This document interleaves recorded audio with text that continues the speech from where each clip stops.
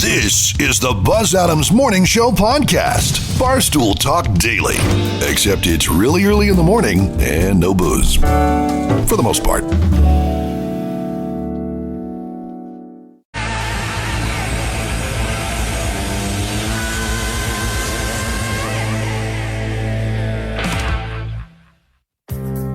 Must be Monday. I'm moving kind of slow. I'm feeling down.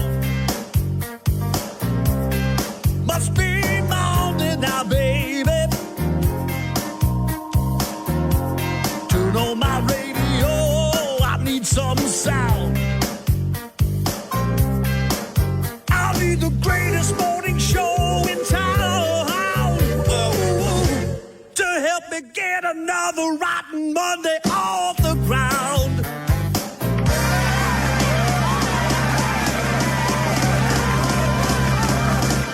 What's today? Monday? Recovery Monday. Monday? Oh, already? Where'd the time go? What do you mean Monday? I hate Mondays. Where'd the time go? Mondays are the worst. Oh, I hate Mondays. So begins another wonderful work week. Wake up, El Paso. Buzz Adams is back. Okay. Are you done? Let's get back to work. Showtime. Only on 95.5 KLAQ.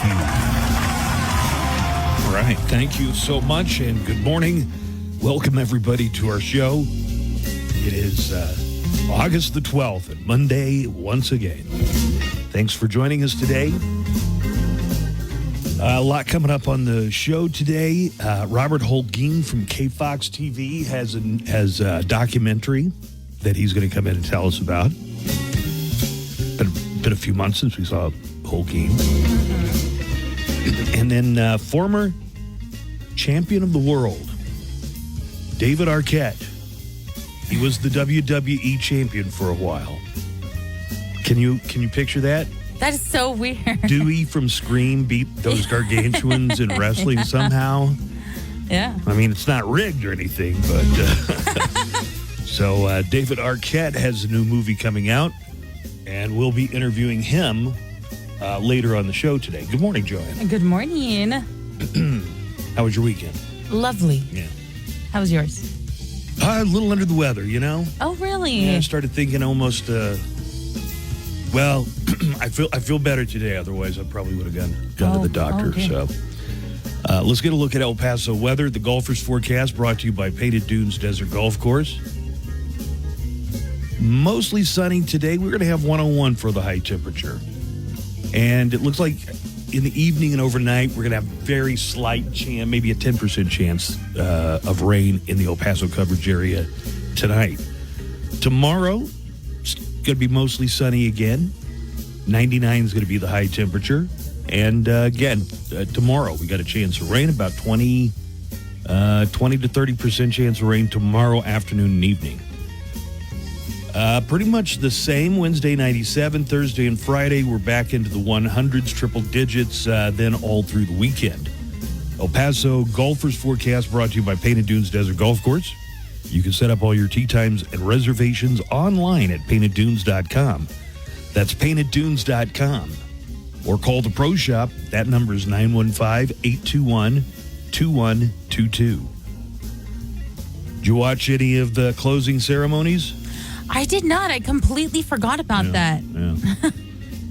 But I hear it was very star-studded. Yeah, of course. Did you watch it? No. Oh, no? Come on. I don't know. You seemed like you had Olympic fever there for a moment. Yeah, but come on, I got to see the closing ceremonies. It's all over.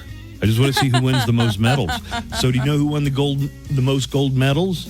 Was it a tie? It was a tie at 40 gold medals apiece between the U.S. and China.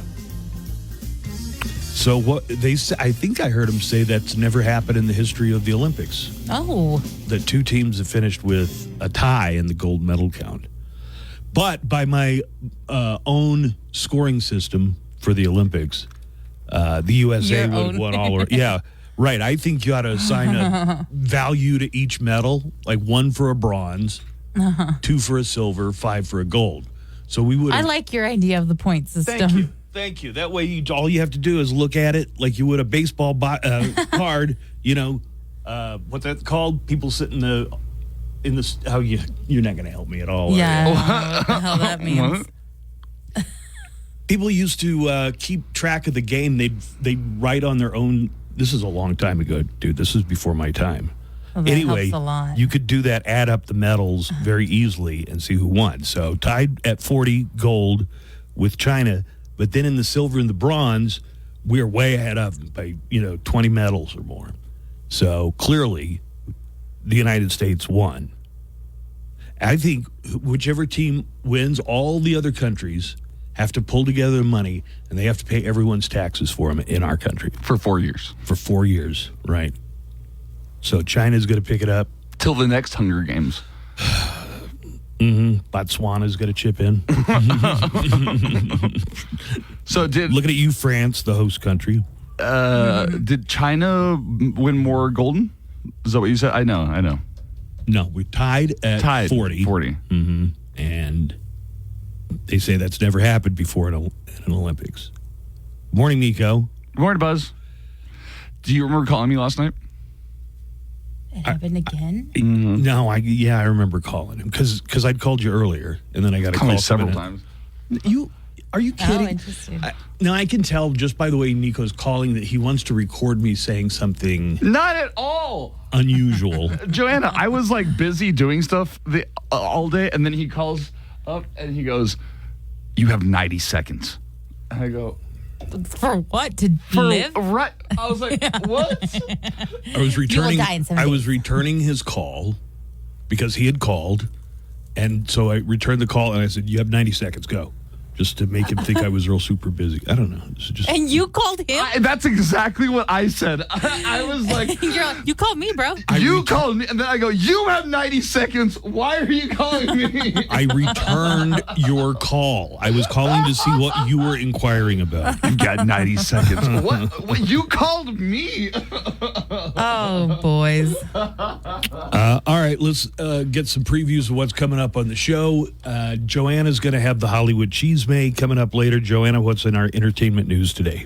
Disney Plus is getting 4 new episodes exclusively of The Simpsons. I'll let you know what they are in entertainment news. Ooh, Buzz. All right. And Nico, news headlines. We'll be getting to news later. Turns out we're tied with China for gold medals. If it's not the raw talent that I appreciate so much for you, it's the single-minded dedication and preparation that goes into the way you do your job. You're amazing. Right. All right, we're going to have Today in Sound clips coming up here in just a couple of minutes. We got the show ready to go for Monday. The Daily Calendar. Hey, celebrating August 12th. It's Milkman Day. What are those? Milk delivery. It's also Gooey Buttercake Day, and you can't make those without your butter delivery. I know, it was a weird time. And now you can have groceries delivered again, which is weird. And speaking of old school, it is Vinyl Record Day, from when music used to come on giant discs, which you had to scratch with a needle to get your music. I know. True, though. And that's your Daily Calendar. Hey, it's Chuck, your host for Loudwire Nights. Tonight at 7, we will rock the borderland with the best rock ever made and the best rock being made. Special guests, birthday and anniversary celebrations, and every night at 10. Powered by Snapdragon Processors at Dell.com/deals. That's Dell.com/deals. Wake up, West Texas. Buzz is back. There's buzzing in my ears. Boy, are you buzzing? This is the Buzz Adams Morning Show.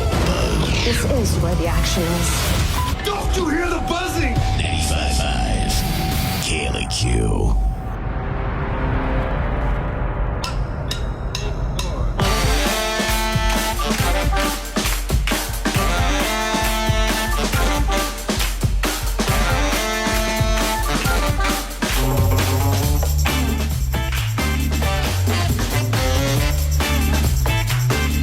Get to Today in Sound clips here in just a moment. All this week we'll carry on with celebrating the month of August. In honor of Ghost, we've dubbed this month, the 8th of the year, August. And every day, Monday through Friday, we're going to have a Ghost song of the day. When you hear that song, you want to be caller 13. We'll let you know what it is during the morning show, by the way. We'll tell you what the Ghost song of the day is going to be, what hour it's going to be played in. And if you're caller 13, you win the daily prize. So like a preliminary prize is that you get the Ghost movie soundtrack right here, right now. And you're qualified for a grand prize. It's an autographed Phantom guitar by Hagstrom, and it's autographed by Tobias Forge of Ghost. Very cool. So, yes, suitable for framing or hanging in your home and impressing people with your own rock memorabilia. So, throughout the show today, a couple of times at least, we'll let you know what the Ghost song of the day is going to be. And we also have David Arquette, who's going to be talking to us a little bit later. He's got a new movie. Wait, the David Arquette? Yeah, David Arquette from Scream. Yep, he was in Scream. That's right. That's exactly who I'm talking about. Monica's boyfriend in Friends. Wait, no, real husband in real life. Real husband in real life. Yeah, real husband. They were actually came married, out weren't in they? Buffy the Vampire Slayer, the movie. Oh, that's right. Never Been Kissed. Yeah. Love it. Sounds like Joanna's a big fan.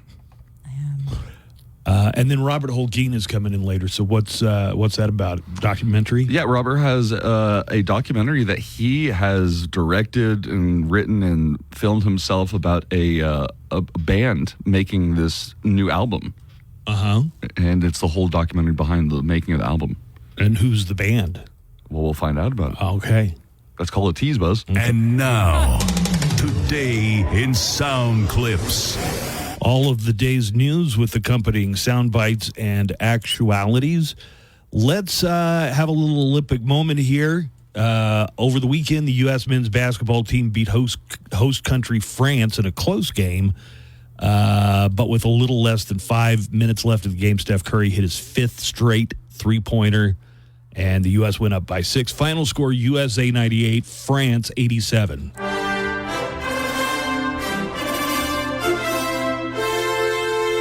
Does Curry have another bank over the double team? Oh! It's a golden dagger! Exclamation point! Night, night! 8 threes for Curry. And for the 5th consecutive Olympics, the United States of America is golden. They defeat France. Finally, we showed them we are the best at basketball. Right. At this sport that we invented, and then for 100 years you guys had never heard of it and then started playing. And then getting really good at it. Just like the men, the U.S. women's basketball team was a gold medal game against France. It was an extremely close game. France's Gabby Williams took a last-second three-point shot to tie the game. And let me tell you, she took this shot, and it was a leaner. She was leaning into it. She banked it off the backboard right in the bucket, but her foot was on the line.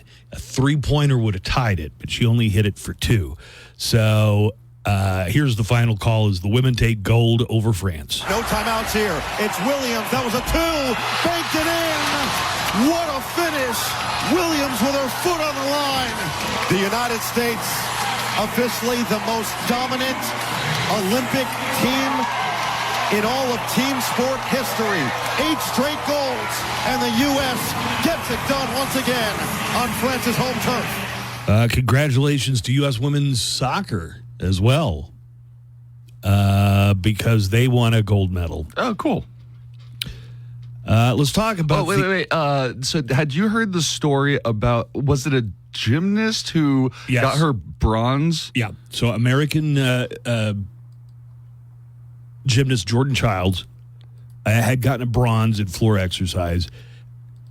And let's see, I didn't see it happen, but I did read an article about it. I guess so whoever she was competing against was saying that her difficulty level of hers should be changed or something.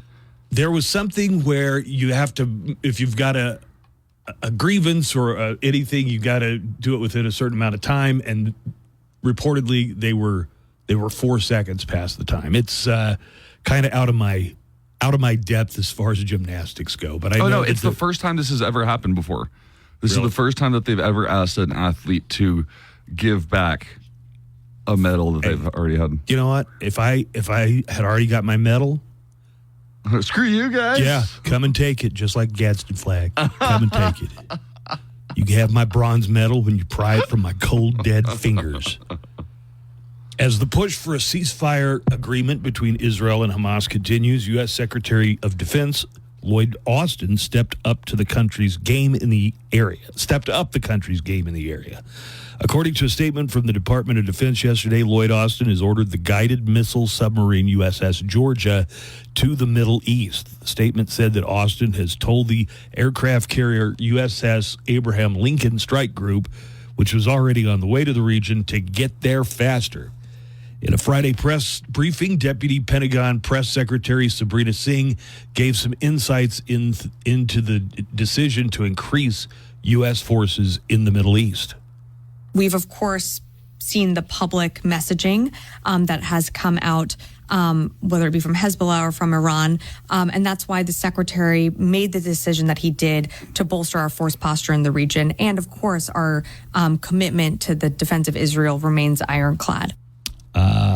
The moves come just a day after an Israeli airstrike hit a shelter in Gaza, killing at least 80 and wounding almost 50 others in one of the deadliest attacks in the war so far.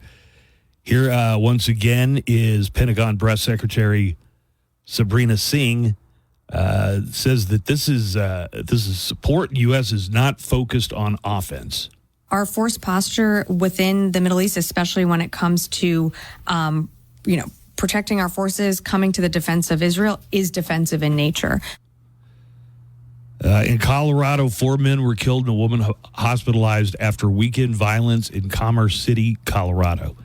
Joanna Small, the public information officer from the police department in Colorado, said the shooting that led to the 4 men being killed wasn't normal for that area.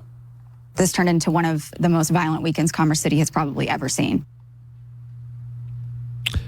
All right, so I got a couple of I've got a couple stories about prisoners. One of them is a feel-good story, the other not so much. Okay. Oh, no. One is like a nice prison break, and the other's like an Oz.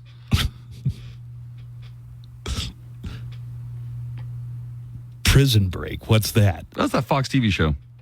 I never saw it. Was it good? No, I guess not a lot of people did. We'll start with the Brooklyn man who served 16 years. He was released after surveillance video proved he did not commit the fatal shooting that he was sentenced to. Sentenced for. Is that a shame? Wait a minute. He's already been there 16 years, and you're just now looking at the surveillance video? That should have come out in voir dire. We barely pulled it. What? We barely pulled the video. I'm sorry. I was laughing at what you said before. Because it's like a lawyer thing to say? Voir dire. Yes, that's a lawyer thing. Even though that's not the right part of the trial where you would bring that up. I know. Yeah, but you would share with the defense if the prosecution has a video that exonerates somebody and the defense doesn't, the prosecution is obligated to share that with the defense, and I don't know why it took 16 years. Yeah, it's weird. Arvell Marshall said that he feels like he's living in a dream ever since it's announced he's going to be released. You don't want to close your eyes because you don't want it to be a dream. So it's like, right now I'm nervous. I'm sleepy, but I don't want to close my eyes. I don't want to wake up and I'm back in a cell, Mm-hmm. So 16 years. Oh, my God. Exonerated by surveillance footage. A man in Michigan was in court on a minor trespassing charge. Before he left the court, he was hit with 558 days for contempt of court just because of his foul mouth. Oh, I saw this video. The man, Daryl Jarrell, told the judge to kiss his ass. I believe this is the judge that we saw from another viral clip. Do you remember this man was Skyping or Zooming in to a trial for his license, I guess? He was in the car, so the judge... And he was in the car. I think he was smoking or something. Yeah, this was only a month ago. So, yeah, this is Judge Cedric Simpson. And here is Daryl Jarrell. And listen to how he responds. And then it's like, you want to go for 30 more? How about another 30? Here, have 30 more, like this. It's trespassing. I could technically leave and you guys could issue a warrant as long as I don't return. You can just kiss my ass. I'm going to tell you what. You don't come here and that's contempt. That's another 93. That's another 93. That's 6 93s consecutive. Like 93 days for each contempt? I thought contempt you were only in there overnight, and I know that because of my legal training from watching My Cousin Vinny. You just have to go in the slammer.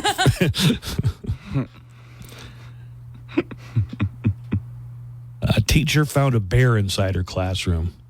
A bear? Yeah, and not Winnie the Pooh or Smokey Bear. A California teacher found a bear inside her classroom as she was preparing for a new school year.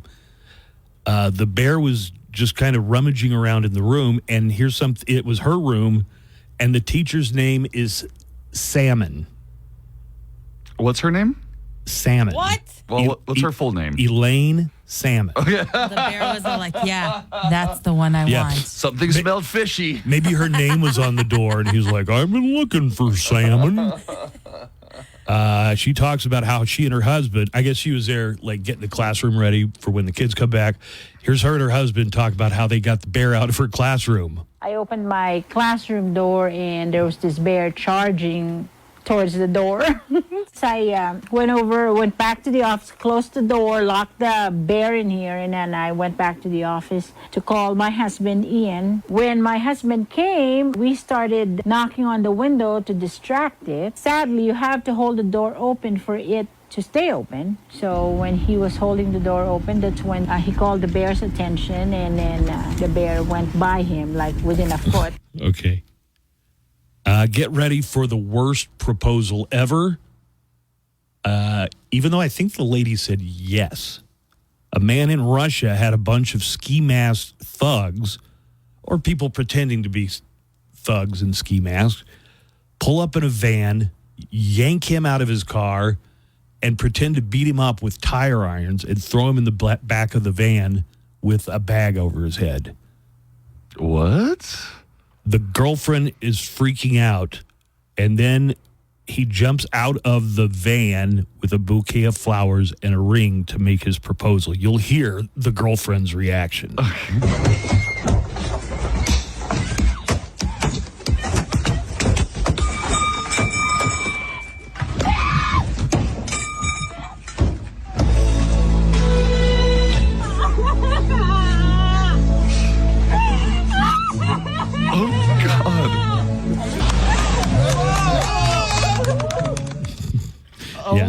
God. She said da. She said yes? Yeah. That sounded awful. And in Russia, did, yeah. it's probably not unimaginable Sure. to think that would happen. Yeah, people probably get yanked out and beaten with tire irons all the time in Russia. And then that music that played, that kind of cheesy. She's like, I almost died, but I'll say yes, da. Yes. Da. Can you hear my seat squeak? Yeah, quit squeaking I so can, much. yeah. I can't stop. Like every time, it Mine just does too when I move. Look, this thing moves a lot. It's weird. All right, I got a couple more stories here. Hey, that's how the bed sounded this weekend. Put some WD-40 on it, man. I'm just sitting now. Okay, either quit squeaking or put some oil on it. Let me go get my oil can real quick. Oil can. Are you? Is that your Tin Man for Wizard of Oz? Yeah, my daughter and I watched Wizard of Oz, and later this week we're going to watch Wizard of Oz and cue it up with the Pink Floyd Dark Side of the Moon. Oh, that's cool. Sweet. And then you should watch The Wiz. 5-year-old boy with autism went missing in Florida last Tuesday. When he was eventually found, he was found safe. The police officer found him in a pond clinging to a log. Here's the officers finding the missing boy in the water. Coco! Hey, he's out here somewhere. Hey, I got him. X-ray 42 Central, I got him in the water on facing. Come here. You got him yet? You want to see your parents? A couple of final audio clips here. At a Las Vegas rally over the weekend, Vice President Kamala Harris said she wants to make earnings from tips tax-free, and she wants to raise the minimum wage. We will continue our fight for working families of America, including to raise the minimum wage and eliminate taxes on tips for service and hospitality workers. Well, it didn't take long for her opponent, Donald Trump, to jump on that and accuse Harris of stealing his no taxes on tips policy. We are going to not charge taxes on tips, people making tips. Finally. Too bad a good idea can't be agreed to by both sides. Finally, you might have heard the Trump campaign was hacked, and they got into some email. I saw a headline. What's that all about? Well, they haven't identified who the hackers are yet, but they assume, from a hostile foreign country who hacked into the Trump campaign's emails. Then they sent it in a package to various news outlets. So they know what the material is. We don't. I don't know if we ever will, because let's just straighten one thing out here. If you're an American, you want our elections to be decided by American voters, not by foreign actors that are hostile to our country, right? Yes. Every single person who has a patriotic bone in their body doesn't want to see foreigners messing with our elections. Russia, if you're listening, I hope you're able to find the 30,000 emails that are missing. I think you will probably be rewarded mightily by our press. As I said, anybody with a patriotic bone in their body does not want the foreign hackers to have anything to do with our elections. Hi, folks. It's your favorite president, Donald Trump. And if you're like me, you're tired of your emails and other accounts getting hacked. I got hacked very strongly. Well, now there's help with Trump Lock.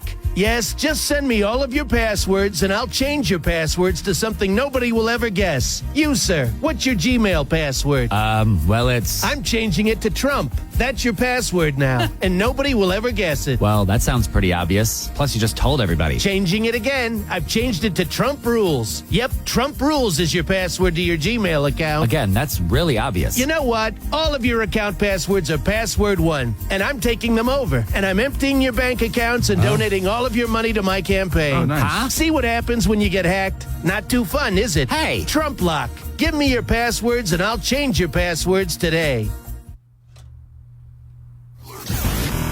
The heat's no joke. It is so hot outside. It's so hot. Have you ever had your fingernails sweat? More, visit westerntech.edu and get started today. Don't give up. Rise up at Western Tech, college for the real world. Live from the KLAQ studios, the Buzz Adams Morning Show.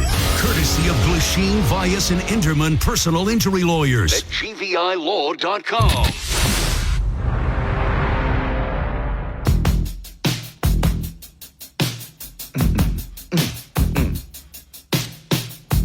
Joanna's going to have the Hollywood Cheese May coming up for us here. The cheese is on the way. Joanna. Yeah. So right now I was just bringing up different headlines to Buzz. Uh-huh. And one is pollution is shrinking human penises, warn scientists. Okay. And Buzz is like, wait. Like, are we like the ones we currently have are shrinking? I was like, no, I think the new humans that are growing up are growing up The with new ones that have penises. Because my level of concern depends on that important fact. So you're saying people who are born are having smaller penises? Because of pollution. Good. Help me compete when I get older. Hey, I saw Deadpool this weekend. Yeah. What'd you think? Loved it. I can see your side of things, though. Very fan servicey. It would be like, I want to go see a movie where the Star Trek fights Star Wars. It's just like when you can throw any characters you want to together. You could just really. I mean, I liked it. I liked it. Yeah. Did you see what I meant that Deadpool Wolverine has something in common with the Rudolph the Red-Nosed Reindeer Christmas special?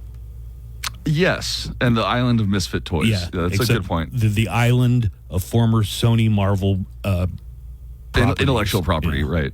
Although I can also see a trains, planes, and automobiles aspect of it. Why do they... Just their buddy just traveling. Do they have to sleep together in the same bed? They do kind of sleep in the car together, yeah. Oh, yeah. How's it going, guys? Padilla here. Finally went to see the Deadpool movie. I went in there without any spoilers, and I gotta say, it's way overhyped. The movie it was all right. It didn't suck, but it was overblown. It's not that good. I gave it a 7 out of 10. That sounds pretty good. One movie that I saw this year that was way better, Doom Part 2, 9 out of 10. So yeah, Deadpool and Wolverine is kind of like a Mickey Mouse movie. Like, ooh, let's make jokes. Let's make jokes all the time. Let's make not this movie serious, Let's make a joke. Kind of tipsy, guys. All right, sorry. Bye. Thank you, Padilla. I get what he means. Like, there's no real story. I mean, the story's just kind of... Have you never seen a Deadpool anything before this? I mean, that's his deal. It's all jokes. It's all breaking the fourth wall. That's what the character... Yeah, the other ones had way more story or plot to them that were substantial. They were a little light on story in this one. It's just like, and you can tell, like, when they show up in the Island of Misfit Superheroes, right? You can tell they went through and said, well, which Marvel characters do we still have the rights for? For some reason, we don't have Daredevil, but we do have Elektra. So Joanna is going to do the Hollywood Cheesemate for us coming up. Yeah, you know what? Let's go ahead and get into today's Hollywood Cheesemate. Good morning, Joanna. Good morning.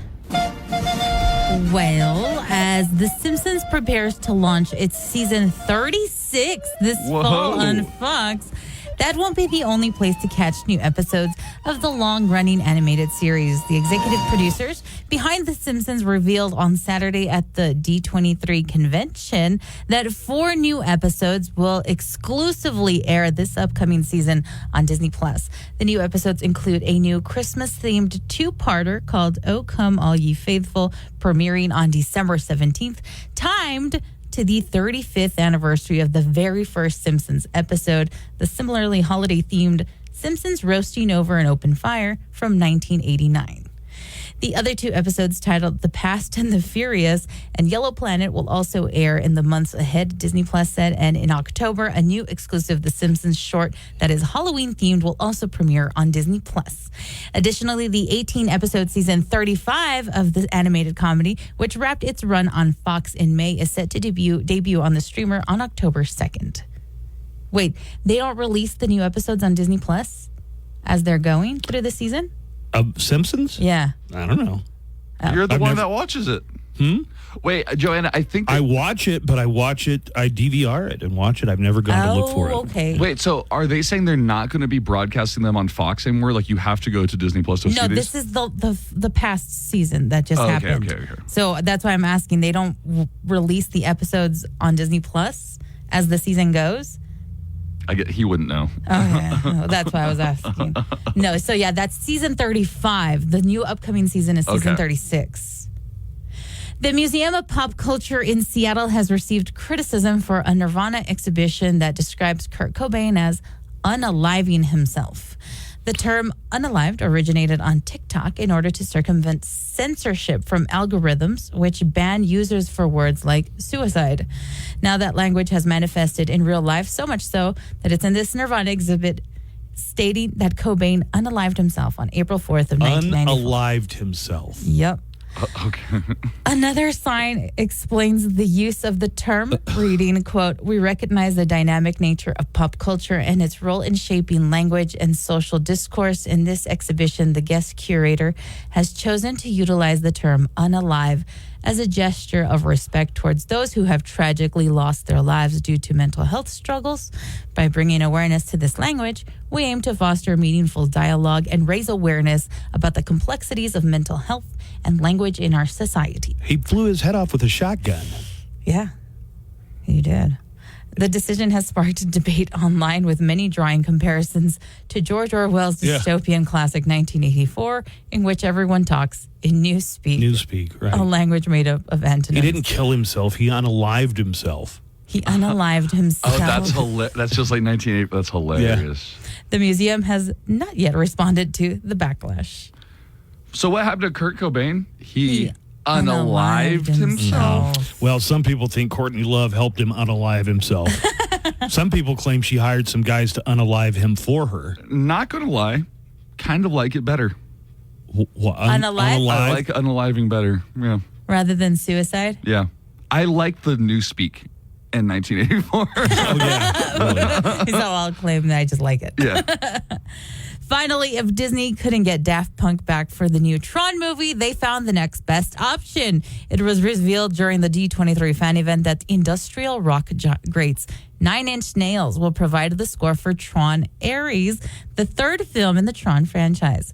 Trent Reznor and Atticus Ross have become in-demand composers, having worked on the scores for movies like The Social Network, Teenage Mutant Ninja Turtles, Mutant Mayhem, and Challengers. Oh, yeah. No, they're like a powerhouse when it comes to scores for movies. Wait, who was the other one? Trent Reznor and who? Atticus Ross. But this is the first time that the credit will be attributed to Nine Inch Nails, all of them, not just Reznor and Ross. Tron Ares is about, quote, a highly sophisticated program called Ares who is sent from the digital world into the real world on a dangerous mission, making humankind's first encounter with AI beings, according to Deadline. The cast includes Jared Leto, Evan Peters, Hassan Minhaj, Jodie Turner-Smith, Gillian Anderson, and returning from the two previous films, Jeff Bridges. Tron Ares hits theaters on October 10th, 2025. Oh, awesome. I love Tron so much. The first one, I grew up with the movie, the cassette, and then I watched the second one, which was good too. So, you guys excited? Cool. For this? Yeah. Sounds cool. No? Yeah. Yeah, you concur. I never saw the original Tron. You never did? Mm-mm. It was like the first movie to use CGI, I think, or one of the first to use like that type of effects. I don't think I've seen the first one either. I just I saw saw the the second other one. Tron. It's like 80s classicness or 90s classicness. When the second Tron came out, I happened to be in Oklahoma. My friend Jeff, you've heard me talk about Jeff. Mm-hmm. Your friend Jeff. He really wanted to go see.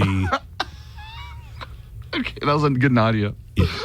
Thank you. He wanted to go see Tron 2, and I said, sure, not having seen Tron 1.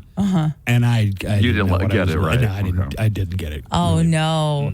Well, with your entertainment news, I'm Joanna Barba. But talking about that movie, Padilla just called in about Deadpool and Wolverine has made over $1 billion. And it's only in its like third week, right? Or second week. End of the second week. It's third, I think. third week, yeah. It's made $1.029 billion. Billion. What I will say is that it made some other Marvel properties look like really interesting movies. One, like bringing Blade back I'm with sure Wesley a Snipes. lot of people are like going back to see like, well, what was this about? What was Elektra? And, Right, and I wouldn't mind seeing that Gambit movie with Channing Tatum. oh, I've been waiting a long time for this. Yeah, he's I freaking love that part. I guess he's in talks with Marvel. That might happen now. So he throws cards at people? That's his superpower? Well, he charges the cards and they can explode. And the explosions, he can control the explosions. Cards go boom. Cards go boom. Ryan Reynolds and his wife, Blake Lively, that couple dominated the box office this weekend. Deadpool and Wolverine held the top spot with $54.2 million, and Blake Lively's It Ends With Us came in a close second with $50 million, which is pretty impressive considering it's a romantic drama. Right. It's a very different movie from Deadpool Wolverine. So looking at the promotion for this movie with Blake Lively, what was it called again? It ends with us. They had Glenn Powell doing his rounds, and they had Ryan Reynolds come and interview him, and he's like, "What are you doing?" He's like, "So what was it like kissing my wife on set?" Oh yeah. Saw that. Well, the Olympic Games are over. We'll have an Olympic update for you coming up later. David Arquette on the way as well in just a few minutes. More of the Buzz Adams Morning Show is headed your way next. Music news, concert updates, song and album factoids, and of course, nothing but El Paso's best rock. Macy's and make the best one yet. Check out Macy's.com/back-to-school today. The Buzz Adams Morning Show, Monday through Friday, 5 to 10. KLAQ and KLAQ HD1, El Paso, a town square media station.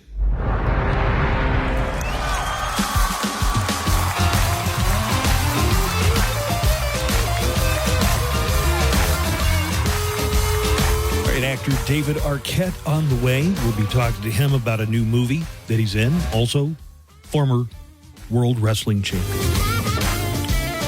Joanna, you want to let us know when the Ghost Song of the Day is going to be played, what the song is, and if possible, play a little snippet of it for us, please. Yes, I can do that for you. Okay. Let me get my sources correct here. The sources. The song, your Ghost Song of the Day is Rats. And it's going to be played in the 4 o'clock hour. In the afternoon. In the afternoon. Rats. Well, come on, everybody knows how that one goes. Rats. Of course.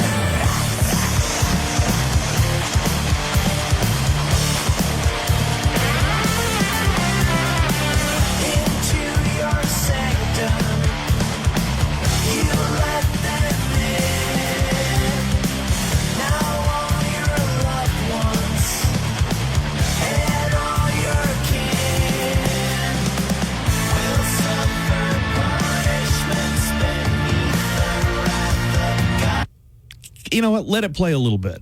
Oh, okay. I'm trying to hook up our Sure. I'm trying to hook up our Once interview. again, Rats is your Ghost Song of the Day played on the floor at 4 o'clock hour later. And it goes like this. Rats! Here we go.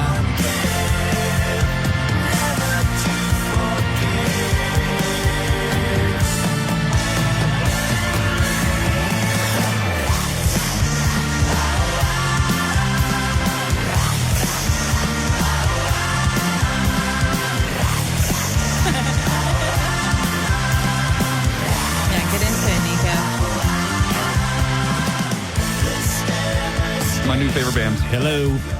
I'm still checking on the connection here. Nope. No, nothing yet. Nothing yet. You're doing everything right, Joanna? He's like, okay. From my area over here, it looks like he's doing everything right. Yeah. We're waiting on them to connect, right? Yeah. That's what I thought. That's my Maybe David is with like another guy who's kind of like Buzz and doesn't respect time boundaries. What was it supposed to start right at 7 or like I don't know, 7:05? man. What did the email say? You told me 7. Right. Hold on. Great. Did I? You know I can't do the thing where the time.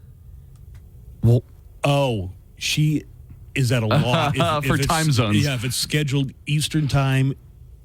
Joanna never got as far as subtracting 2 from something, so this has been a real ongoing challenge. I can understand that because time zones are like you have to think of them differently. This says did you find the one that says here's the link for our rescheduled radio tour with David? No, where's that one? It's from Friday at 8 in the morning. Is that not Did the one they change the thing?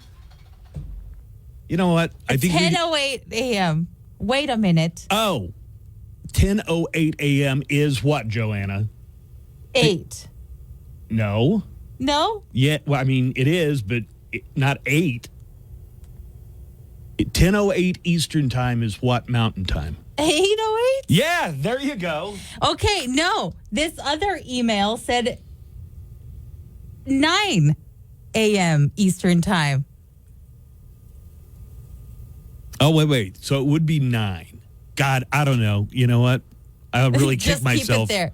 I'm just going There's to keep it there. two different emails that say two different times. Why don't you go type in David Arquette into your email? Yes, do that. Type in David Arquette. Dude, we can't do this on the air. They'll get in touch with us or they won't, okay? But which time is it? I don't know. Hold on. Morning, Mo Show. Hey, Buzz. We're going to figure this out. So we were watching the closing ceremonies last night for the LA 2028 games, and I couldn't help but wonder, I wonder how they're going to pull it off. I mean, they said that there's homeless people everywhere in California, especially in Los Angeles, and you got a lot of stores that are just kind of closed, too. The people are going to not just stay in LA, they're going to see all of California, right? But anyways, I wonder if y'all were going to talk about that a little bit. Also, a little bit of dark humor with you. What's going to be the mascot for the LA 2028 games? A homeless person? I don't know. Anyways, have a great day, guys. Bye-bye. Really focused on that homelessness. I've noticed most places I go have homeless. Right. It's not specific to one city. And what was the other thing they brought up? I don't know. I was just in LA for a week. I thought it was real nice. I mean, they're still able to have football games and basketball games, even with the homeless problem. And who knows? Maybe they got a river that's not contaminated with poopy water. That'd be nice. All right, a little audio from the closing ceremonies. Her performed the Star Spangled Banner at the closing ceremonies. And people were talking about what an outstanding job her did. Am I saying that right? Because it's H.E.R. Yeah, her. Okay, let's listen to her. Or she. Let's listen to her. She, her? Her, she. Whatever. Oh, say, can you see by the dawn's early light what so proudly we held at the twilight's last gleaming, whose broad stripes and bright stars the ruler bearers fight o'er the ramparts we watched were so gallantly streaming.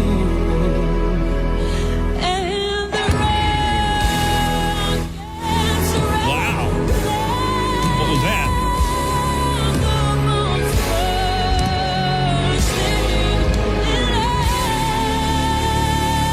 Wow.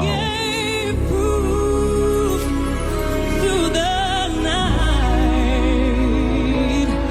that our flag was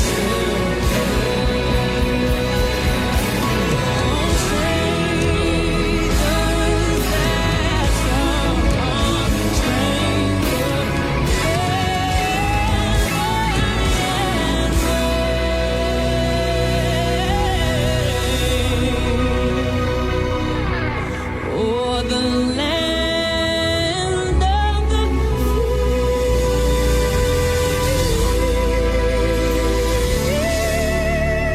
free and the home of the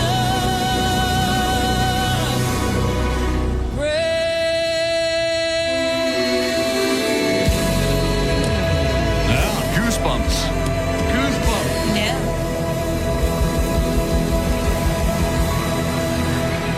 Well done, her. Outstanding rendition. Let's hear it for her. Beautiful. Ladies and gentlemen, Her. Well, how y'all doing this Sunday morning? God's day. Is he gonna I call hope y'all yesterday? made it to church. And I took the wife to eat breakfast out there to a little place on Dyer Street. called the Tejas Cafe. And we had beans, and I had beans and eggs and sourdough bread and coffee, and I don't know what she had. She's a vegetarian.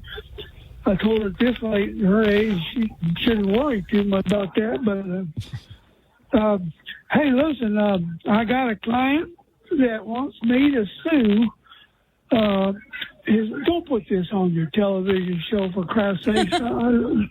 He wants to sue this company called KLAQ Race. His wife bought a case of cream to remove wrinkles called KLAQ Race. It didn't do a goddamn thing for her, so he started using it. He has a tendency to get pimples on his posterior. What is this? From the sweat. I told him to switch to cotton breeches. He wouldn't do that. So he started using that KLAQ Race on his posterior, and the pimples went away, but it turned his testicles to a purple color. God. And like you'd been eating beets, or something. So he wants me to sue him. I said I don't do large-scale cases like that against large manufacturers on a nationwide basis. So I'm going to send him over to that fat boy and his skinny friend. I can't remember their name. Underwood and Blythe. The two lawyers out there, Laurel and Hardy. Laurel and Hardy. Maybe they can do something for him. I got to get going. What's going on? And I hope you have a God-blessed day and get you a good breakfast. Go to church. If you can't go to church, turn on one of these preachers that'll do something for you. I got to go. Adios. All right. Appreciate the call. Thank you. I'm super surprised you played that. I'm stalling for time. Oh. I'm telling you, there's two different emails. You need to look up the new email, dude. You need to literally go into your email and type David Arquette or email from Friday. Just type in David Arquette, and you will see there's two different emails with two different times. From Friday, 8-9, here's the link for our rescheduled radio tour with David Arquette. That's what I've been clicking on, guys. That's the same one? Okay. And that one says for 7? I sent to there's the a tour different one. producer to get you on the phone. I don't know what's going on here. We're not connecting. You know what's funny is, okay, I got a... What's up? They have us for the next hour. Okay. All right. Well, at least they're getting back to me. You know what? We'll take a break here and come back and try and get this all sorted out. But Robert... There's some audio about the phone debacle. Somebody had him... Okay. Call it they wanted to call in about. Do you have that? Sure. Hey, good morning show. Buzz, Nico, and Joanna. This whole email debacle with the David Arquette interview is giving me abuelita that doesn't know how to work the thermostat. And, I get it. It kind of falls on Joanna, but also don't pick on Joanna because she's there. It doesn't fall on me. Watch yourself. We both got an email. Yep. I'll buzz. I got you, brother. Later. Okay. Old lady. Old Tia vibes. Old abuelita vibes. The thermostat. Now that the Olympics are over, we can look back on some of the highlights and specifically a kind of highlight. This is called Things That Sounded Dirty at the Olympics. Oh, okay. And now, things that sound dirty in the Olympics, but aren't. I love that these two ladies are next to each other because they can suss each other out. I've been through the Olympics 3 times. It is hard. Action has been tight so far. Ludwig stayed a little wider on that to open up good to poke it. They were virtually stroke for stroke. So it's another big one for the Americans, but not as big as Martin Engie. But what's the pullout? He takes it all here in Paris. Been a very long time coming. This has been Things That Sound Dirty in the Olympics, but aren't. Artist interviews, new music discoveries, celebrating artists' birthdays, commemorating releases, champion of all things rock. To learn more, visit EDU and get started today. Don't give up. Rise up at Western Tech, college for the real world. They make you laugh every day. They keep you up to date on all the news. They're just fun to listen to. Buzz Adams, mornings on the Q. Buzz, what a cute little face. This is the morning show on 95.5 KLAQ.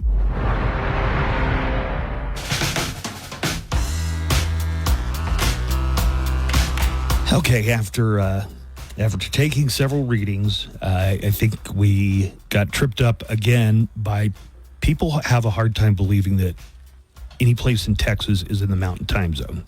No matter how many times you go over it with them, it's like, no, Texas is in the Central Time Zone. You know what I mean? 2 counties, right? 2 counties in Texas are in Mountain: El Paso County and Hudspeth. Yeah, I know you only hit if you're coming back from Austin, for instance. Once you hit the time change, you're within a couple hours, right, of El Paso at that point. Yeah. Robert Holguin is here from KFOX 14. Yeah, that's right. Good friend. Good to see you, Robert. Great to be here, Buzz. Let's first of all talk about the documentary about the beer band, the Blood, Sweat, and Beers. There was beer involved, to be sure, in the making of this documentary. So this is a music documentary, a rockumentary. This is the making of an album. You might remember this was in the El Paso Film Festival. It actually won the Audience Award at the El Paso Film Festival last year. Thank you, Nico. I appreciate that. So this the big news now is, when you make an indie movie like this, it's a slog to get to the finish line. We've gotten to the finish line, and as of tomorrow, it'll be available on digital platforms. We got a distributor in New York, a prestigious distributor, which is amazing, one that does very serious documentaries. Oh, cool. Yeah, called Grasshopper Film. They have signed us on, and we're going to be on Apple TV, Amazon, and other streaming platforms. So, are you going to be entering this into any of the film competitions that go on in festivals and so forth? We feel like that we've done that. You've done it. Yeah. So that is, we were really lucky, and the El Paso Film Festival was huge for us because we actually got an amazing write-up in Movie Maker magazine. There was a reporter from Movie Maker there who gave us an amazing review. Oh, so cool. And that got us really, that launched us into, we got on another thing called the Popcorn List, which was another kind of a raising awareness for the movie. And finally, again, this company in New York, we had a sold-out screening in New York, and we... Oh, man, that's awesome. Yeah, so we just did this, and finally, this gets out there to everybody. So tomorrow, you can search on Apple or on Amazon and Blood, Sweat, and Beers. Starting tomorrow. Yes. If you want to laugh, these are 3 comedians who made a funny record with a really good musician. You said that earlier. What do you mean comedians? So they're pro comedians. They're like, that's what they do. Awesome. Yeah, they used to have a show on IFC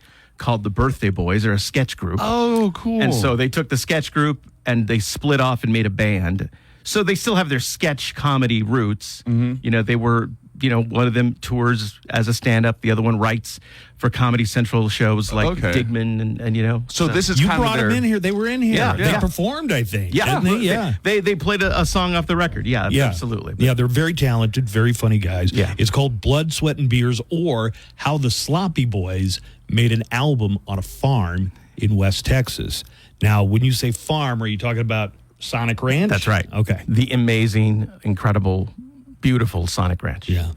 And it follows the making of their album and sort of their journey, like their story and how they come together with this producer who's the other kind of star of the film is this very well-known, well-regarded veteran producer trying to get something out of From the them. Beastie Boys, right? Yeah, exactly. Yeah. Money Mark, yeah. Okay. Also, Sloppy Boys, great name. Now, are they called Sloppy Boys? That's what they tour under, and that's their podcast. They actually, their podcast is arguably probably more popular than the band. Who knows? They're there. They have a cocktail podcast. Yeah. You want to talk about maybe some local things going on? I'm getting absolutely. A lot of questions. What do I favor? A deck plaza. Oh, yeah. A downtown arena, the amphitheater in the Northeast, or giving a bunch of money to UTEP to get them to refurbish the Sun Bowl. Those are kind of like simultaneous proposals. I think let's do them all. I think amphitheater at Cohen is going to happen one way or the other. It seems like. Yeah, I mean, I don't quite understand how that project is going to work in the sense that I think they have their proof of concept in Colorado Springs. That company is what we're talking about. That just changed its name. And their proof of concept, I think, is opening soon, if not this weekend, next. And that is the idea of what they want to build throughout the country. That's their plan, to build several of these live music performance amphitheaters. But if you go to the website and you kind of dig around in there, it's also, I've never seen this before, they're looking for individual investors. So you can buy a fire pit or it's strange. You can kind of buy into this? Exactly. Exactly. At least I think what people are going to appreciate is that it's not taxpayer money, or at least all of taxpayer money going to it. That private. I think the city's paying them some money. I think incentives. I think tax incentives. Oh, is that what it is? Yeah. And their commitment, the group, whose name I can't recall. I know. You just told me it changed. It did. I think it was called like Venue or something like that. Or Note something. No. Yeah. That's it. Yeah. So their deal is they're going to commit to bringing in a certain number of acts. Yeah. I think 40 is the number I might have heard over the course of a year. Yeah. So that's almost something every week when you think about it. Yeah. I just hope it's going to be things. I think it's going to be a lot of music, but also a lot of music from Mexico. A lot of Spanish acts will be coming in. I mean, presumably, right? Yeah. If people could get out there and have a good time and see bands that they otherwise wouldn't, that sounds fantastic. The one in Colorado Springs, their first concert's going to be One Direction. That band, remember that band from the early 2000s? That little band. I thought they broke up in the 2000s. Yeah, my kids were really into it. Yeah, One Direction. They might still be. Well, the Northeast needs something to brag about, right, Joanna? For sure. How about that deck plaza? Have you seen the artist concept for that? I have. All right, so I'll explain it again. When you pass it downtown, you go under a series of bridges, and it almost feels like you're in a tunnel. Well, they're going to really turn it into a tunnel because they're going to pave over the top of that and turn it into a park and commons area, maybe with room for, some kind of concert venue there. Yeah. I mean, I think the idea is this creates this is healing the division that the interstate caused when it sliced through that downtown area and those neighborhoods, right? So this would create that plaza that would sit on top, just basically like a mushroom top on top of the freeway. And then you could have a park and outdoor space and create a pedestrian path between both sides of downtown, right? Well, I mean, there are bridges you can walk over from the other side. There are, but I think what's the load bearing capacity of something like this? Could they put buildings? Why are you asking Robert an engineering question? What the hell does he know? Let me look. Let me take out my T-square here. He tends to be very looped in with what's going on in the city. Please tell me the load bearing capacity. No, I'm just wondering. They built them in other cities, yes, and I don't know if you can put structures on them. Absolutely. I think Dallas is an example of that. They've got sort of a similar situation with. They don't have full buildings on them. They have things like parks and little theaters and things like that. All right. So the big problem with that is when they put in the trolley car tracks, it wrecked holy havoc. Oh yeah, on the downtown area. Imagine what a project of this magnitude right in the middle of town. Right. How long is it going to take? How disruptive is it going to be? Yeah, and the argument is you'll hear from opponents to any sort of expansion, not necessarily opponents of the park, but if it would entail some expansion of widening the 10 through that section of downtown.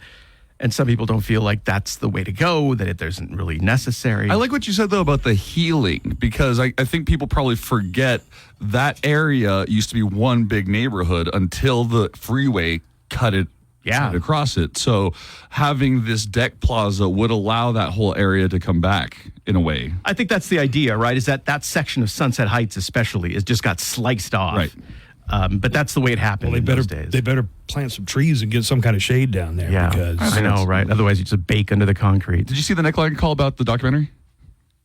Yeah, I just saw it. Let me see if I can bring it up. Somebody just called in. Oh, okay, great. All right. Blood, sweat, and beer. There was beer. This is just us. Somebody recorded us. That's just us talking. That was just us talking. That's ridiculous. Yeah, let me handle the calls from now on. I just said I saw one about the documentary. Wait, so these are calls that come in, and then you can they let you know that someone called in. Is that it? These are. I see. Then you label them. I see. Voicemails, right? So, it's me again. Nobody needs. I don't think we don't really need that deck plaza. Okay. If they want to build over I-10. And I keep putting this idea out there, but it keeps getting shot down. But I think we should just revitalize that part of downtown a little bit more where the gay bars are and call it the Dock Plaza. You know? The what? Just putting it out there, man. The Sock Plaza? I don't think I want to listen back. I don't think so either. I think that's probably going to do it. Did you watch Olympics much? I didn't watch. No. I didn't watch. Yeah. I watched the breakdancer, the woman from Australia. My niece and nephew were cracking up. Is she the good one or the bad one? No, There's one of them got a 0. That one. That one? That okay. one. Yeah. Joanna, I need you to watch this. I saw it.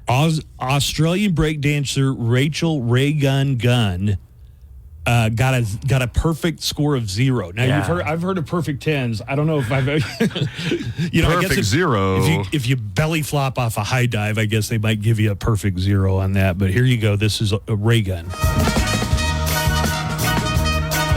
Look at they swapped the music out. That's funny. Oh, that's not the music she's dancing to? I don't think so. It can't be, right? No. I've seen where they swapped the music out with the Seinfeld theme, too. Oh, because she dances bad like Elaine? Yeah. Look at this. Look at the little kangaroo thing going on there. I mean, maybe this is the music. I don't know. The song? Was that the song they put? Robert thinks no. Oh, okay. That's the song. This is from that movie, that Oscar-nominated movie. You heard about me. Right. But remember, this was like the. Oh my God, the names escaped me. It was an Oscar-nominated movie from last year when the murder happens. How did she qualify? I mean, okay, she's doing a thing now hero. And listen, you're a hero. That looks like an epileptic seizure to me more than anything else. I like her how in the beginning she was kind of like hyping herself up. Yeah. There's some controversy here, like some real controversy because the real. Yeah, that's insane. Okay, they were saying she has to be trolling. Well, that's the conjecture. Anyway. So, okay, listen, there's a lot of that's been written about this so far, and I was trying to do some reading about it because I think it's fascinating. It's my understanding that she is an anthropology professor and claiming that she was doing this in protest, saying that, we shouldn't be interpreting these songs. These should be like people of color should do their own songs and they should be celebrated for it. So she was saying, I shouldn't be here. But the problem give your spot up to somebody who wants to be there. So she was making an example of Exactly. But the issue is that the other real breakdancers who were part of this is the first time that breakdancing has been in the Olympics, obviously. And they were saying the problem is she has stolen all the attention and made a mockery of it. So they're arguably or understandably upset. All right. So as a former breakdancer, Robert, tell us, as a former B-boy. You were a B-boy? I was super, listen, in 8th grade. Wait, did you ever get a cardboard That's what I was about to say. Put it down and spin on it. You did that? I wanted to. I never had the guts to do it. In 8th grade, I'd see the guys that would bring those cardboards and put them down. They had the parachute pants. Oh, yeah. Remember? Yeah.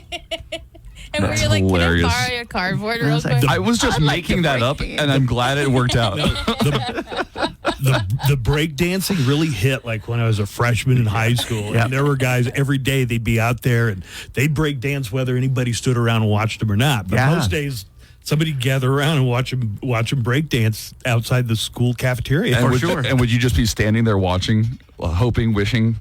I don't know. No, I just kind of pass by and look at those people. Yeah, I would hope and wish. You go, because it'd be the guy who had the boom box, right? And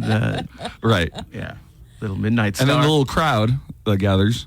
Okay, so in local media, a little bit of a shakeup. It was announced that KDBC4 is going to discontinue its local news operations. That's you share office space with our KDBC. sister station, right? And in fact, you guys share a lot. You might have reporters work for either station. Exactly. Yeah, we were a classic duopoly, which, happens in various markets across the country. So we would share resources and share reporters, sometimes meteorologists.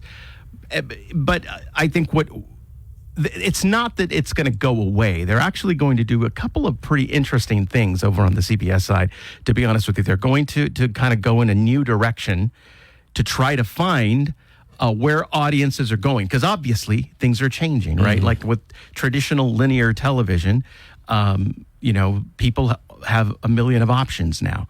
So it was sad to see people get let go, of course. People lost their jobs, and that was sad. I mean, it's a trend that has started a long time ago. There used to be 2 daily newspapers in El Paso. I know. You had the Times, you had the Herald Post.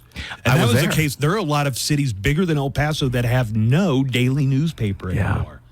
No, listen, I was I try to talk to the young folks that I work with, and it's crazy to be, I'm old enough to remember being at the Times when you had the Herald, which is now where City Hall is, right? So that building, you'd walk in, you'd have the Herald Post over here to the right, you had the Times over here to the left, huge newsroom, hundreds of people in sales. Probably sounded something like this.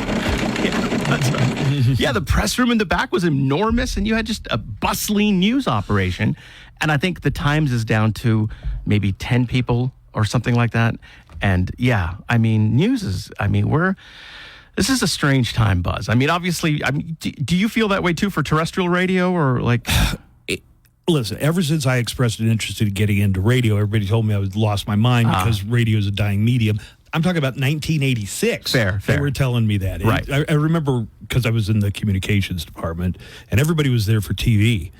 And they'd say, what do you want to do? I want to do radio. And they would say, that's not even going to be around by the time you graduate because people just watch MTV now. Yeah. So that was the argument. There won't be any jobs because now people can watch their music on TV. Well, that didn't kill radio. Right. Then satellite radio came out, and everybody's like, hey, you're done. Didn't happen. Right. I don't rule out that it would. How about AI? Yeah. That's true, right? Having AI anchors is probably gonna happen someday. Yes, it's gonna happen someday. I think that's where like local TV and local journalists, that's their superpower, because if you have a connection to the community you're in and you are someone the community trusts, well, they can at least know you, and they can at least know your product and what you stand for, because I think eventually, certainly at the national level, I think, AI is going to be, it's going to happen. You're going to see it in movies, to the point that dead actors will be in movies completely in a way that's undetectable. They might have Humphrey Bogart reading the news on KFOX. Or Buzz Adams. Yeah. Buzz Adams in The Notebook. Now, my understanding is that this is not going to affect KFOX. So correct. Everybody on your station is okay. We're okay. It was the CBS 4 operations that shuttered their traditional newscasts, their morning show and their evening show. But they're still there. They're still there until this, and we're simulcasting our morning show on the CBS side. But again, they are working on a new way to do local news, and I think that's the exciting part. The sad part, of course, is that it did mean job losses. Yeah. There was an article in El Paso Matters. Can I just say real quick? Yeah. This smells to me like, and I could be wrong, setting up for a sale. Setting up to sell the company. Well, or to another company. That's Buzz's response to everything when something happens. Yeah. He does that here. I'm always predicting that we're going to get sold because it's what I pray for. Every time we have a meeting. There was an article in El Paso Matters about the potential for El Paso to become a news desert, was what I think it was. I got the paper today, and it was 3 pages in the front section and 3 pages in the back section. If something's going on that needs investigative journalism, who would even do it? I guess TV could do it, but it's not the kind of thing where you could assign somebody for months at a time to cover a story, which is what used to be the case. Which is what used to be the case. Yeah. Who does local investigative journalism?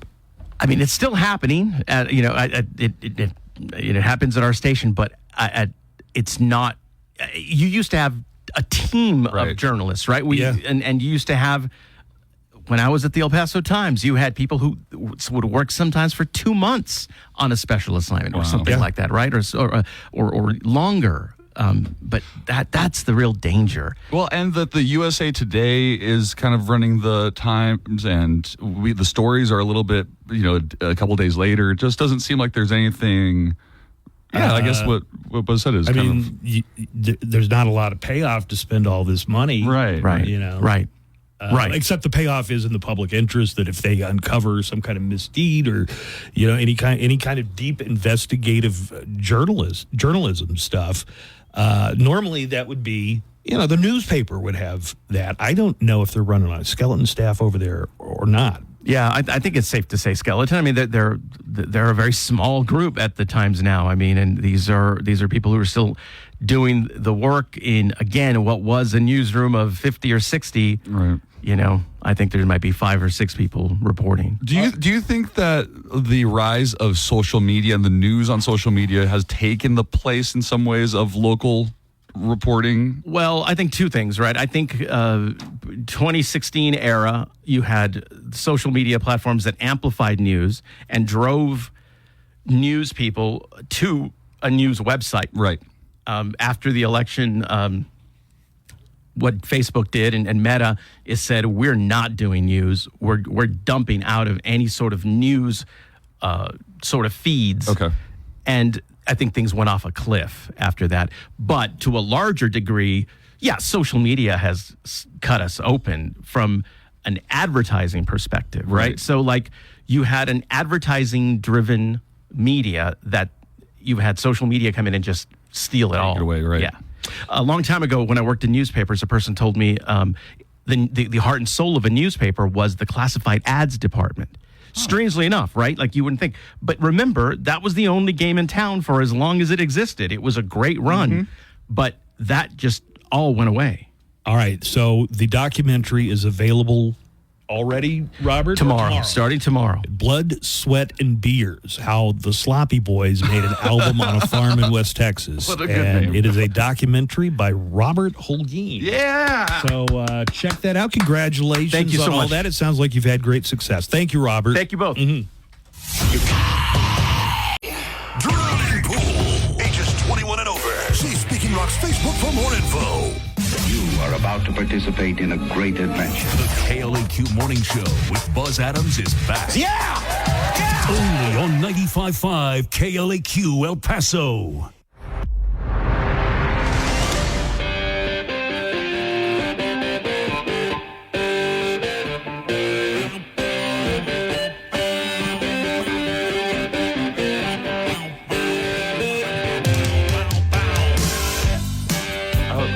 Yeah, that rocks. Good morning. It is Monday. We're back at work. You're probably back at work, too. Had a call that I guess was for Robert Holguin, but we kicked him out. Hi, this is a question for Robert Holguin. I want to know what you think about FitFam and the good and the bad it brings to the El Paso community. Thanks, big fan, guys. Good morning. Bye. Well, Robert's gone, and I certainly don't want to speak for him, but I would say FitFam is like the TMZ of El Paso. For sure. I mean, they get the scoop to the point other outlets may not like that they do, right? But they end up using their stuff, and it's I like her question though about what's the good and the bad. And I would say that there is a bad side in that it is unvetted information a lot of times. It's community sourced information that you're somebody getting. will send a video of a fight at McDonald's in the Northeast, and right. And sometimes it just makes us look bad. Makes who look bad? El Paso. We did it to ourselves. Seriously. For whatever reason, it's like FitFam has become the TMZ of El Paso in a lot of ways. There was some app chat messages I wanted to ask you about. Oh, it's Are you having trouble with the app chat? Yeah, it's looking weird. Is it looking weird? It keeps not working for me. Okay, well, Joe says, good morning. Deadpool and Wolverine was great. I agree. GFam says... Scale of 1 to 10, though. Well, Padilla gave it a 7, Padilla said which he didn't is kind of high. He said he didn't like it or that it wasn't great, but he still gave it a 7, which is It was high. a fun time, and I enjoyed... I didn't mind sitting for 2 hours. Let's just say that. Was that your date? Shut up! That was supposed to be for off-air conversation. Yeah, I did have a date this weekend. And did you take your date to Deadpool Wolverine? No, that wasn't it. I went with my dad and my cousin. But your date. Let's focus shut on up. that. Anyways, He doesn't want to talk about that. Did you Tell go me to- later. Did you go to Planet Fitness and then refuse to buy her a water? Joanna doesn't get that story. No, I do know. You do know Alberto that story? has told me. Alberto tells me a lot of things. that he shouldn't be. Yeah, my go-to is open mics and comedy shows because one, that's like work, but it's also kind of like you can fun. do work and pleasure. Yeah, it's work and fun at the same time. Hold on. GFam says, good morning, Nico. Buzz sounds upset with you. Is he? GFam, just so you know. Are you upset at him? He was not. He was frustrated with his email and the David Arquette thing, and I was trying to help him with does it. not fall on me, by the way. And okay, I'm just saying it's really hard to do when you're trying to time it, and you've got to be talking the entire time. It is very hard, and you're trying to hook it up. Yes, it would be great if that were more easily done. Yeah, it would be magical. Okay, no, not mad at Nico. Just believe it or not Nico's fault. Good morning, y'all. Did you see Tom Cruise jump off of a stadium last night for the closing ceremonies? I was reading about it. I saw video. Let me see if I can find the description of what went on in the closing ceremonies. I guess Tom Cruise put his stuntman skills to work. He lowered from the roof of the stadium by a cable and took the flag. I guess the American flag? The Olympic flag was handed to the LA Olympic Mayor flag. Karen Bass. He mounted it on the back of a motorcycle and rode it out of the stadium, through the streets of France, and right into a cargo plane. Then this was pre-recorded, by the way. Tom parachuted out of the plane to the Hollywood sign, which was modified to display the Olympic rings. Oh, that sounds cool. Yeah, that sounds like they're going to go all out. Then some past Olympians did a relay with the flag by bicycle, on foot, on skateboard, until it ended up at a beachside stage where the Red Hot Chili Peppers, Billie Eilish, Snoop Dogg, and others performed. Okay. Let's get a look at the Mo Show calendar and daily almanac of events. We'll find out what's going on for today on our Mo Show calendar. The Little League World Series is this week. Starting Wednesday, it goes through the 25th of this month. This is like a big deal. Also, today begins the World Karaoke Championships. Oh, an even bigger deal. Mm-hmm. Seriously, World Karaoke Championships. Are you kidding me? That's called The Voice. That's called America's Got Talent. This is Milkman Day. It's World Record Day. Oh, excuse me. It's Vinyl Record, not World Record. Vinyl Record Day. Hey, Milkman Day. One, we don't have milkmen anymore? Why is there a Milkman Day? Yeah, I don't know. And also, didn't they used to make jokes about milkmen, like banging wives, housewives and stuff? And like, hey, I've heard some crude insinuations as such. Hey, you look like the milkman's son. Today's also World Elephant Day. Birthdays today include Cara Delevingne. Delevingne? Yeah, there you go. Cara Delevingne is 32. Delevingne. Casey Affleck, Ben's younger brother, is 49. And Yvette Nicole Brown from Community is 53 today. Retired tennis player Pete Sampras turns 53 today. And a birthday for Sir Mix-a-Lot. Baby got back. Sir Mix-a-Lot. Don't want none. This has got buns, hun. You can do side bends and sit-ups, but please don't lose that butt. Sir Mix-a-Lot, 61 today. 61 today. Boy. Jesus. Mark Knopfler from Dire Straits. They were inducted into the Rock and Roll Hall of Fame a couple of years ago. I don't think Mark Knopfler showed, but he's 75 today. And actor George Hamilton is 85. As I mentioned, Zorro the Gay Blade? Yes, there was a movie. It was called Zorro the Gay Blade. And Love at First Bite is another one that George Hamilton was in. What could Zorro the Gay Blade... Was it about Zorro? As I recall, and I did see it in theaters when I was a kid. And I guess he was gay. I don't... You know what? I'm surprised your parents even let you. I think they only saw Zorro... And not the Gay Blade part. Well, because in our movie... In our hometown, we had a movie theater that had an upstairs screen and a downstairs screen. Out of the marquee, they only put Zorro. That's hilarious. They didn't put the Gay Blade. As I mentioned, today is Vinyl Records Day. Happy Vinyl Records Day, everybody.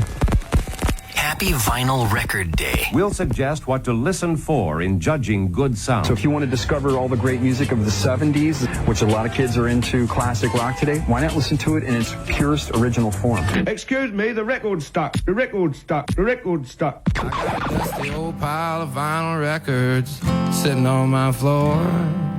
I've played each one of them over and over dozens times more.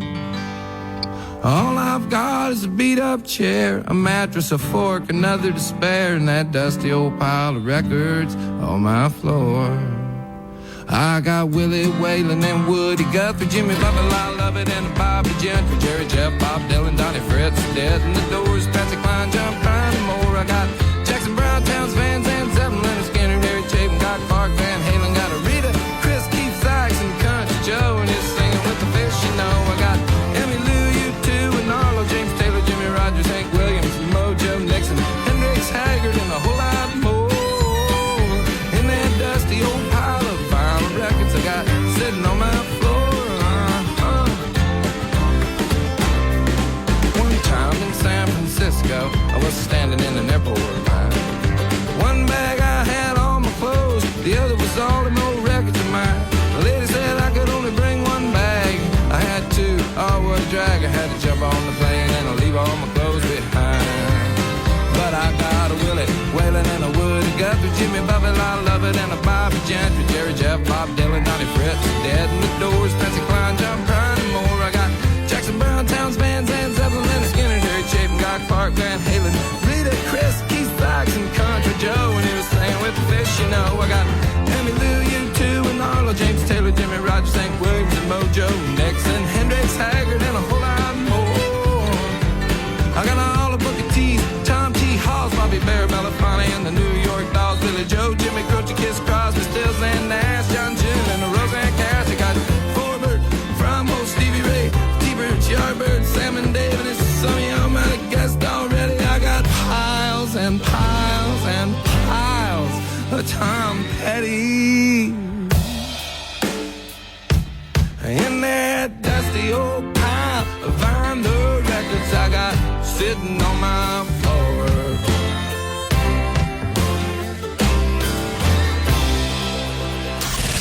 Find out what's going on. Quirky facts about our region. Urgent things you need to know impacting your drive. And of course, nothing but El Paso's best rock. Oh,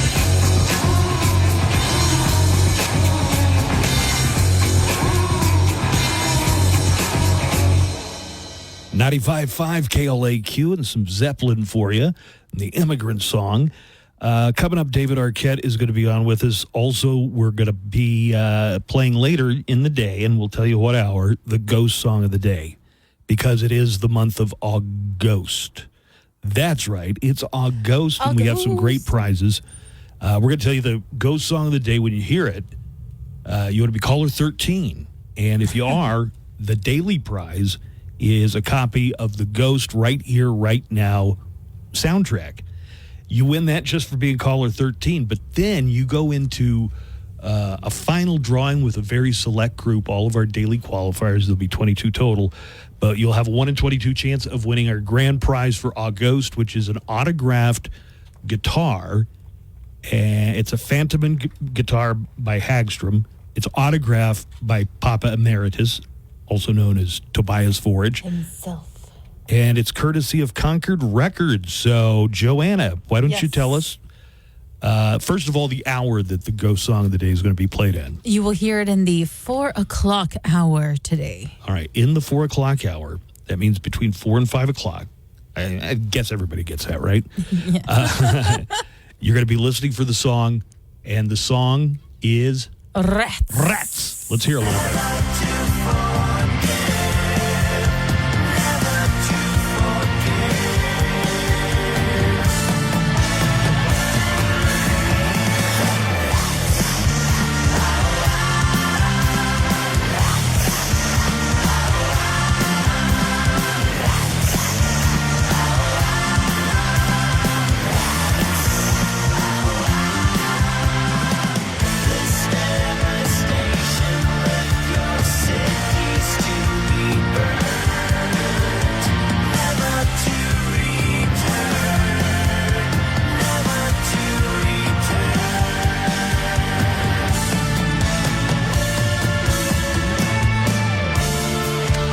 That is our Ghost Song of the Day. When you hear that played in the 4 o'clock hour, what you need to do is get on the phone and call us on the studio line. That number is 915-910-4995. That's the studio line. So 915-910-4995 is the telephone number. I believe we're being joined right now by David Arquette. David, can you hear me? I can hear you. How are you? There we go. There's David Arquette here. I just want to play this. Hi.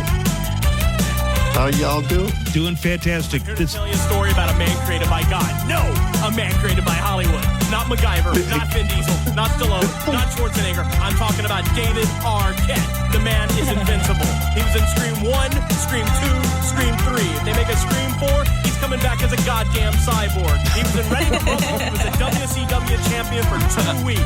He was an 8-legged freak who rebelled giant spiders. Giant spiders! David Arquette joins us. I always like to hype up our guest as much as possible. Wow, that was really hype. That was from a song called "You Cannot Kill David Arquette" by the Black Math Experiment. Yeah. I do this sometimes. I played for David Duchovny. I played David Duchovny, Why Don't You Love Me? And he was delighted. That is awesome. I sometimes get mistaken for David Duchovny. I could maybe see that. Because we're named David. Maybe you're named David, but there's that thing. Sometimes there are two actors, and you get them mixed up all the time. For you, David, it's Luke Wilson. I get you and Luke Wilson mixed up all the time. What's that? Yeah, me and Luke Wilson, we get mixed up a lot, quite a bit. You're fine with that. I'm sure he's fine with that as well. Yeah, he's an awesome guy. I love that guy. So let's talk a little bit about this new movie. It's got Elizabeth Shue. And for my money, I grew up, Elizabeth Shue is in all the movies that I loved as a kid. Yeah. She should have got that Academy Award for Leaving Las Vegas, if you ask me. But did she not get it? Oh, she was just. I keep thinking she did. I think she was nominated, and Nick Cage won Best Actor for it. Right. Oh, I've been saying on all these interviews that she's. Okay. All right. Now you've done this thing, David, where you've got me doubting what I was saying, but she is a treasure. A treasure. Yeah. When they were promoting this movie, they said Academy Award nominee Elizabeth Shue, Emmy Award winner Matt Walsh. And I was like, hey, guys, if you want to say 2-time Blockbuster Award winner, feel free. Former WCW World Champion. They could have put that in there. Yes. Matt Walsh is great. On Veep, just really fantastic. And Nick Jonas is in it. And I think we queued up a scene awesome. in which you hear David, our guest here, David Arquette. I'll stop the world and melt with you. From here, we go to the hospital to get her things. Then we go to meet the priest. A priest? Yes. A priest? It's Rick's call. My stepdad. Right on cue. Father Dan has been a true champion for us, a spiritual hero. I'm so relieved to hear that you knew our mother. He never met her. He's more my spiritual hero. Yeah, that's Rick for you. So I guess you play Nick Jonas's stepdad in the movie. Yeah, definitely. I play a character named Rick, who's Nick's stepdad, and he doesn't take the kids' feelings into consideration, even though they just lost their mother. Mm-hmm. So I'm a sort of cringe factory in it. I do all these things that are just so thoughtless and just, I don't know. I'm a real narcissist, but it was a fun role to play because in real life, I'm like a people pleaser. So to be able to turn on your narcissistic chip is really kind of liberating. So yeah, it's got a good cast in here. It looks to also be funny, but it does. Yeah. When does that come out, David? It comes out August 16th, I think. Okay. Everywhere, so people can enjoy it. It's a really fun movie. It had a couple of days in the theater earlier on these special screenings. It got a really great response on Rotten Tomatoes, so it's really cool to see people sort of enjoying it. The writer wrote it based on his true experience of going back to Cleveland and having to deal with this. And it was a real healing process for him in writing it. And that's what I hope people take away from it, that they get some healing from it, because I've lost a lot of people in my life. And the more you can kind of step back from it and then have some gratitude for having those people in your life for the amount of time you did, even if it was short. But just and remember all those good times you shared together and all the beautiful things they brought to this world. It actually has been really healing for me. Wow. Oh, that's really touching that's beautiful of you to say that. David, does Elizabeth Shue play the mom that passed away? Passes away. She does. Okay. She does. So there's some flashback scenes, and I have one flashback scene with her. It's just funny. We play husband and wife. We only got to work together on one day, and we just had this quick moment of like, why do you think these two were together? So David Arquette is on with us as a former world champion. Did you watch any of the Olympics, David? I did. Yeah. I watched the Olympics. It was pretty amazing. I love the Olympics. I'm really excited. It's coming to Los Angeles in 4 years. That will be an amazing experience. Yeah. Hot tickets. We're planning on, fingers crossed. I mean, we got 4 years to plan it, so that's right. Knowing us, that's probably not enough. But we were thinking about going out to LA and broadcasting for the 2 weeks the Olympics are out there in 28. I think it's going to be a really fun time. I think it's going to be really exciting. Did you catch any of the breakdance? Amazing. Like, you don't typically watch all those different sports and to see all these incredible athletes and all of these, the world come together. Did you see online, there was this one viral moment where like the volleyball people got in a sort of little scuffle together and then the DJ started playing Imagine? No, but I'm looking that up. It was really amazing. That is amazing. Did you catch any of the Olympic breakdancing, David? I did. I saw a little bit of it. I did. And I was a breakdancer when I was younger, so. Really? Yeah, absolutely. What did you think of it? Do you think it's going to be back, or do you think it was a success? I hope it's back. I definitely do. I hope that and skateboarding. I think surfing, like the whole fact that they're open to it. You know, way back in the day, they used to have also art as part of it and architecture and all this stuff. I would love to see that. I think it's an incredible thing to like celebrate all these aspects of just human like experience. Yeah, can you imagine the art? So the whole competition would be judges. That sucks. Walking from painting to painting and holding up a 9 or a 10 in front of it or something. Yeah, they used to do some really incredible art though, like sculpture and could you imagine murals and I don't know. that'd be crazy. Maybe they should have a creative Olympics every 4 years. You get people that are writers and sculptors, actors. Yeah, you could win a gold medal that way. Hey, while we're at it, bring back the World's Fair. Come on, people. All right, David Arquette. The movie is The Good Half. Elizabeth Shue plays the mother who dies in it.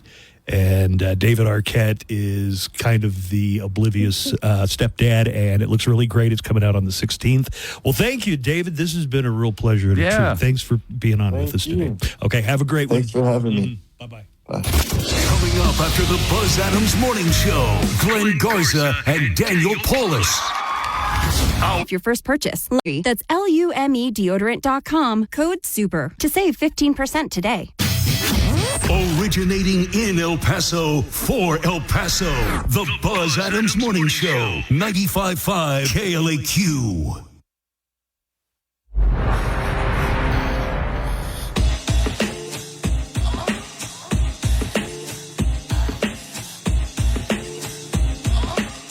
Cowboy fan or not, Troy Aikman's new beer, 8 Elite Light Lager, is a better choice.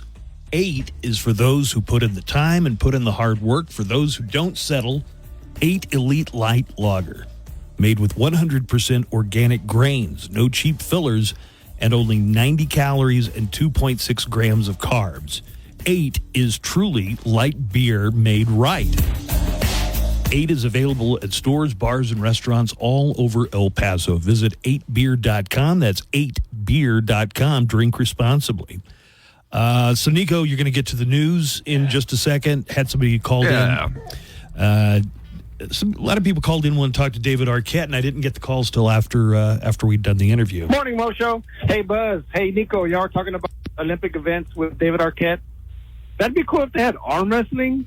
Or have y'all seen that one quote-unquote sport here lately where the people just stand in front of each other and smack the bejesus out of each other? That's such a brilliant idea. Power slap. The power slap, if you made that an Olympic sport. Can you imagine? The slapping, professional slapping or whatever. Anyways, y'all have a great day, guys. Love y'all. Bye-bye. I don't know what I was watching, but they were doing the slapping, power slapping in ancient China or ancient... I don't know. I guess it's a tradition that goes back a long time. What? I guess power slapping. I thought this was a stupid but completely modern day thing. You just stand there and slap the other person. You take turns. Well, no. That's what I mean. They get a slap. They have it on TV. Mm-hmm. Judging by what they have on weekends on ESPN, if those sports were to be in the Olympics, cornhole would be in. You could turn on the TV almost every weekend and find some cornhole being played somewhere. Yeah, darts, pool, anything you'd play at a bar. Let's just have those in the Olympics. Rock, paper, scissors. What if we did our cheap Olympics? It's like, we're going to put these Olympics on for under $10. All right. Wait, hold on. What a cool interview with David Arquette. People are asking, did he seem high? Hilarious. Or just like happy? Just happy. He's a happy dude. He's a happy dude. Good life. That's just how he always is. Joanna. Yeah. As a big fan. Oh my God. Was that kind of crazy for you? That was kind of crazy. Yeah, that he was right there. Because Scream is your favorite movie. It is. It's not just your favorite horror movie. It's like your favorite movie, right? Yeah. No, it's not your favorite movie, is it? It is. No kidding. Mm-hmm. Well, what a thrill for you that must have been. Oh, great, yeah. Too bad you can't be in here on the interviews. Right. I mean, you know what? Even if you did, they wouldn't be able to hear you. No, they wouldn't. Yeah, that's true. Yeah. And then, Joanna, I looked up the movie that Buzz mentioned George Hamilton was in, Zorro the Gay Blade. And oh, yeah. It sounds awesome. Do you want to hear the description? Yes. Okay. Zorro, the legendary swordman, has passed on his weapon and his sense of duty to his noble son, Diego, a dashing swashbuckler like his father. But after an injury sidelines Diego, he's forced to hand over the mask to his flamboyant gay twin, Ramon. And George Hamilton plays both roles. Ramon and Diego. Ramon prefers to be called Bunny Wigglesworth. While Ramon agrees to take on the guise of Zorro, he decides to add his own flair with glittering costumes and a whip instead of a sword. It sounds amazing. Where can I watch this? This came up because the actor who was in that, George Hamilton, turns 85 today. Hilarious. I want to see it too, Joanna. Well, he was also in a vampire comedy called Love at First Bite. Nice. I had no idea he was like a comedic actor. Well, did you know anything he'd been in? Those are really like the two big ones that I know. I think he used to be on Hollywood Squares. So that's how I know George Hamilton. Yeah. All right. It's time for us to get to today's top stories. Time for the news.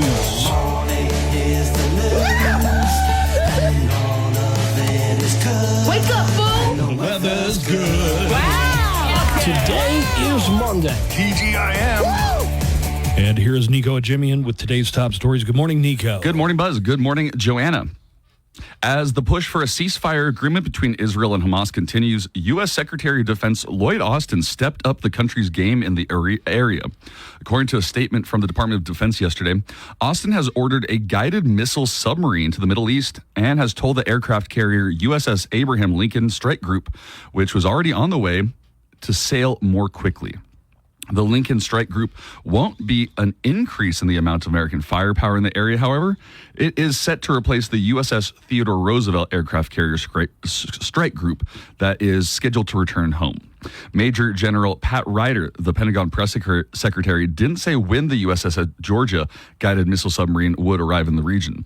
The move comes just a day after Israeli airstrikes hit a shelter in Gaza, killing at least 80 people and wounding almost 50 others in one of the deadliest attacks in the war so far. Here is Deputy Pentagon Press Secretary Sabrina Singh. We've, of course, seen the public messaging that has come out, whether it be from Hezbollah or from Iran. And that's why the secretary made the decision that he did to bolster our force posture in the region. And, of course, our commitment to the defense of Israel remains ironclad. Singh went on to say that defense is the priority. Our force posture within the Middle East, especially when it comes to protecting our forces, coming to the defense of Israel, is defensive in nature. Yesterday they had the airstrike in the shelter, but I believe Hamas is almost exclusively operating in the safe zones or the shelters. So I guess wherever the Palestinians move to for shelter, then the Hamas is like, well, we're just going to follow you and we're going to use you as cover still. It's terrible. Yeah, that sounds about right. It's terrible. Well, it was a violent weekend in the Denver area. 4 men were killed and a woman hospitalized after a weekend violence in Commerce City, a suburb of Denver. There were suspects in the shootings, but police said yesterday that a person of interest in one of the cases was found dead already from a self-inflicted gunshot wound. Commerce City Police Department spokesperson Joanna Small said of the community of roughly 70,000 people, we average maybe 6 or 5 homicides a year. The shootings happened from Friday night through Saturday and don't seem to be connected. Also in the Denver region, a person was fatally shot and 3 others injured in 2 different incidents yesterday in Aurora and in Denver. 1 person was killed and 6 others injured in several shootings and stabbings. Again, no connection between the attacks. This turned into one of the most violent weekends Commerce City has probably ever seen.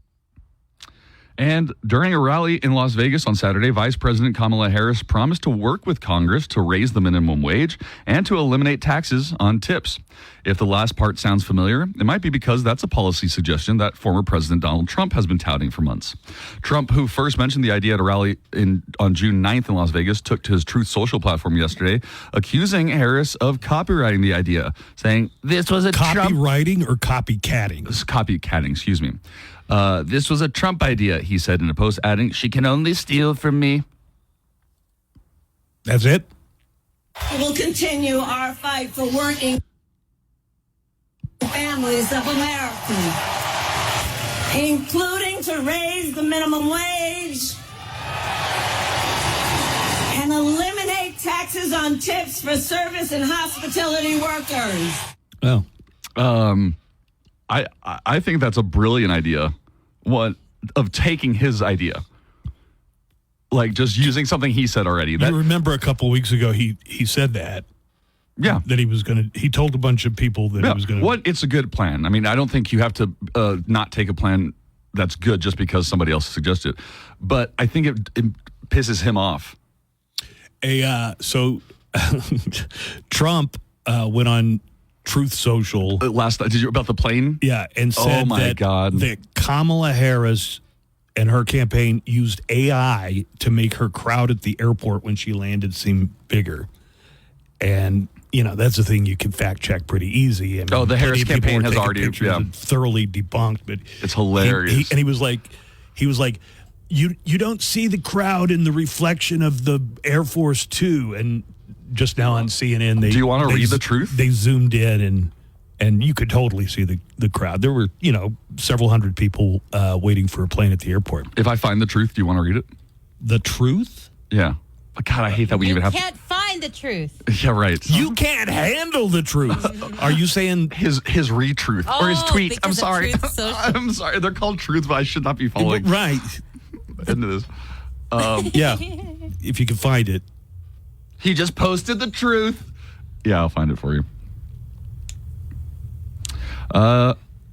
Well, in an effort to improve the way it looks after the brain health of troops, the Department of Defense is going to mandate baseline cognitive tests for all new recruits starting next year. We're barely starting baseline cognitive. This means that they'll finally be able to tell whether your brain is different after you've been in or forever long. See, you know what I mean? Like now they don't do testing at baseline, so they don't know whether you had psychiatric problems or whatever type of problems before the Army or after the Army. Mm-hmm. So this sounds like it's pretty important. The Department of Defense is in a memo. In a memo, Deputy Defense Secretary Kathleen Hicks also directed Armed Services to attempt to increase the distance between personnel and weapon blasts during training, and that protective equipment should be provided to anyone firing certain weapons. The new directives come after a post-mortem study of U.S. Army reservist Robert Card's brain found that he likely suffered from traumatic brain injury, or CTE. Yeah. Card went on a shooting rampage at a bar in Lewiston, Maine, killing 18 people and injuring 13 more. That sounds like we should have been doing this all along, right? I think if you go back a few decades, they didn't care what condition your brain was in as long as you followed orders. You know what I mean? Like anybody who's like suffering PTSD, there's a famous scene in Patton where the soldier is suffering PTSD. He's got what used to be called shell shock, now PTSD. And George Patton, the character, slaps him right across the face and calls him a malingerer. So, yeah, they were probably a little less concerned about that sort of thing 40 years ago, I would guess. Oh, man, crazy. Well, if you haven't heard of domain squatting... I have. I know what that is. It's paid off again for someone named Jeremy Green Ecke. 4 years ago, he bought... This is 4 years ago. All right, 4 years ago. Okay, You like how I turned around for you? Yes, okay. Thank you. 4 years ago, he bought the website harriswalls.com. How long ago? 4 years ago. Why in the world? Why would he buy Harris Walls 4 years ago? And you got to pay something. You can't just claim them for free, right? $9. $9. See, yes. Like if somebody had just taken the domain name Haktua, that probably would have been. Yeah. How much did he get for the thing? Well, hold on. He bought it for $9 just thinking of what might be the potential ticket. Now, he did the same thing with Clinton.Kane.com, which in 2016. Before Hillary picked Tim Kaine? Yes, and he bought that for $9. And then he sold the domain to a Donald Trump advisor in 2020, which used it to publish negative stories about Hillary Clinton. Wow. Both domains sold for $15,000, which is not a bad return on a $9 investment. Yeah, but how many of the $9 investments don't pan out? That's a good point. Nobody ever wants to use them. Yeah, I don't know. Stuck with a bunch of useless domain names. harriswalls.com. Who would have guessed it? Well, Senator Chuck Schumer says he will block a Republican proposal to cut almost $2 billion from the CDC's budget. The Senate Majority Leader says he'll make sure it doesn't pass the Senate, as the funding is needed to track and limit the ongoing listeria outbreak. The disease caused by bacteria has infected people across the Midwest and East Coast and has been linked to boar's head deli meats. Listeria is dangerous, particularly to people over age 65 or with compromised immune systems. The cuts to the budget would also affect handling of firearm injuries and opioid overdose prevention. You know, the CDC, that's one thing we don't need. Well, the FDA is approving the first needle-free alternative to the EpiPen. It's I thought you were going to say to taking Ozempic. That would be... You and your Ozempic? Yeah, seriously, just get it, dude. Yeah, just tell that person you'll take it. The FDA is approving the first needle-free alternative to EpiPen. It's a single-use nasal spray used to treat allergic reactions in emergencies. It's called Neffy from ARS Pharmaceuticals and can be used in adults and some children. The FDA says this may alleviate the fear of injections, making Neffy an important treatment option. The drug was expected to be approved last year, but more info was needed on repeat dosing, and so it's going to be released this year. And a Brazilian model on Instagram, influencer Debra Peixoto. God, this isn't the lady who puts a certain thing on her face to, like, for her skin regimen, is it? Yes. God. Did you not want me to do the story? How do you know that? Because he goes through the prep.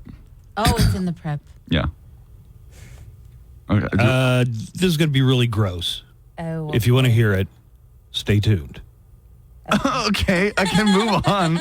No, go ahead. So, okay, I'll go on. First of all, no, I think she's pranking. So what did she do in her videos? A Brazilian model who's also an influencer, Debra Peixoto, is causing a stink with her skincare routine. Experts are warning not to try it, and here's the reason. Her routine involves caking her face in her own feces. Oh, come on. She claims it can prevent aging. Her video shows her plastering. God. Oh. No. I mean, it's not quite 2 girls, 1 cup, but it's still just gross to think about, right? Plastering her face, then pinching off her nose with a clothespin to mask the stench. God. No. She leaves it on for a few minutes, then washes it off. Honey. Oh, honey. Is she hot? It says she's a model. Do you want to look her up? What's her name? I'd tell you, but she's got all over her face. Deborah, Debora, and then Peixoto, Peixoto.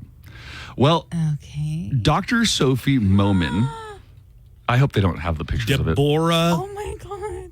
There's poop on her face. Peixoto, P-E-I. Debora. Yes, Deborah.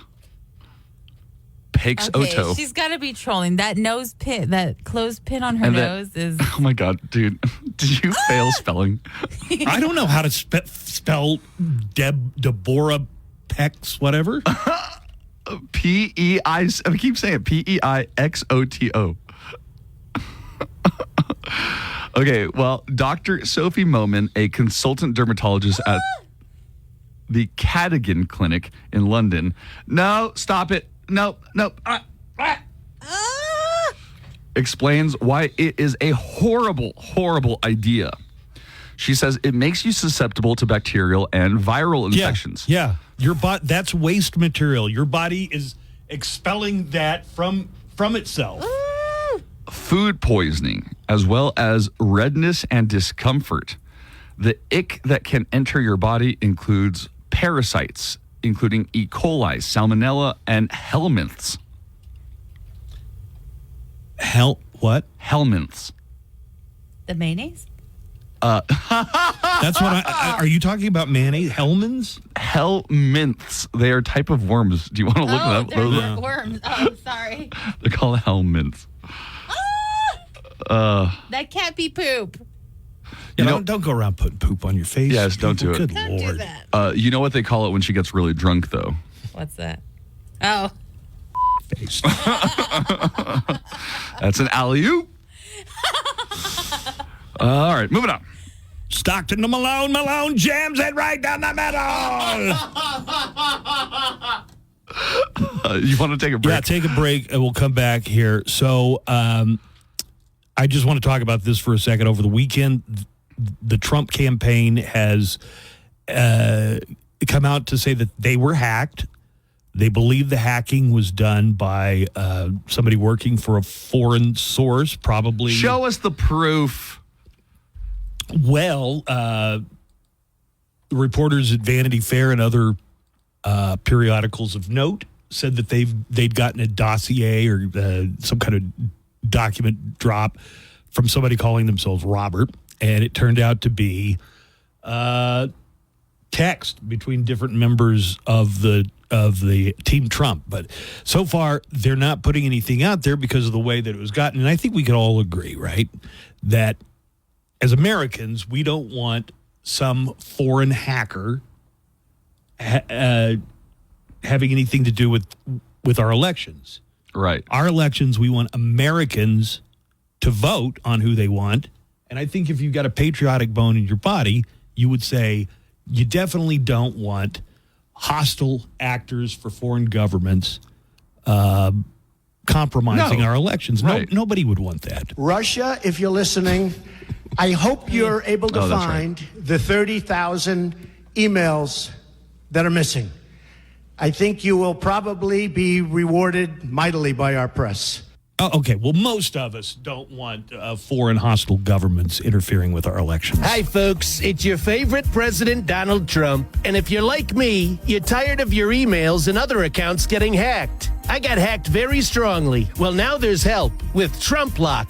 Yes, just send me all of your passwords and I'll change your passwords to something nobody will ever guess. You, sir, what's your Gmail password? Well, it's... I'm changing it to Trump. That's your password now, and nobody will ever guess it. Well, that sounds pretty obvious. Plus, you just told everybody. Changing it again. I've changed it to Trump Rules. Yep, Trump Rules is your password to your Gmail account. Again, that's really obvious. You know what? All of your account passwords are password one, and I'm taking them over. And I'm emptying your bank accounts and donating all of your money to my campaign. Huh? See what happens when you get hacked? Not too fun, is it? Hey! Trump Lock.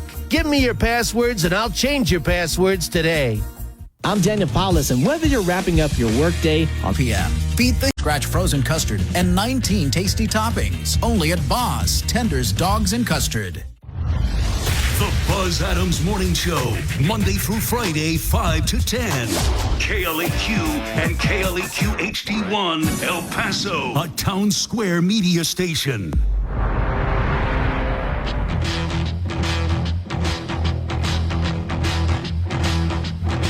All right, Joanna, let me try and explain what's going on with U.S. gymnast Jordan Childs. Thank you. I'm going to do my best here. Okay. Well,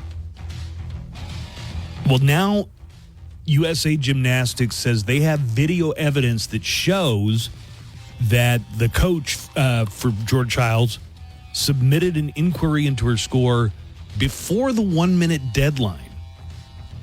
47 seconds after her score was announced, the governing body said in a statement that it has submitted the video as well as a formal letter.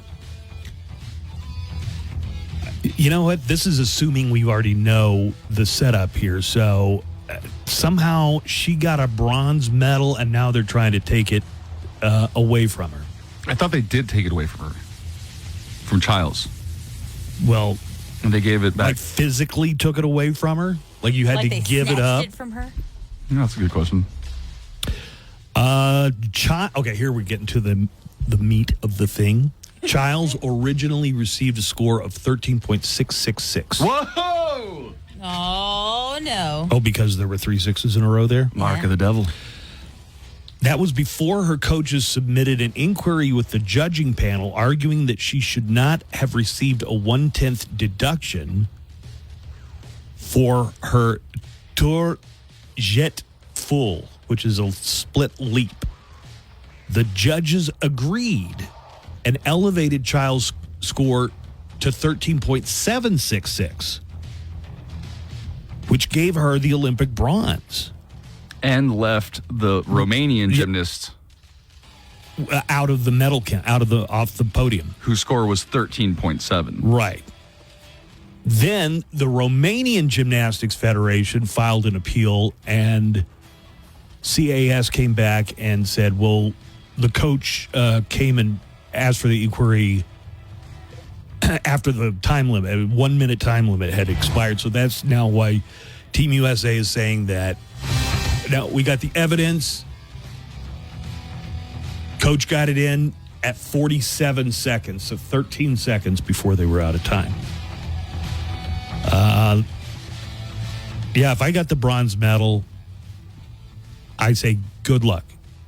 You don't know where I hid it. I'm keeping it. It's in my prison wallet. We've got a true crime report coming up here in just a second. Oh, we do? Oh, yeah, we're going to get into that. Good morning show. Hello. Oh, man. So last week you guys did your impressions of Vita CBD. All this weekend. Vita CBD.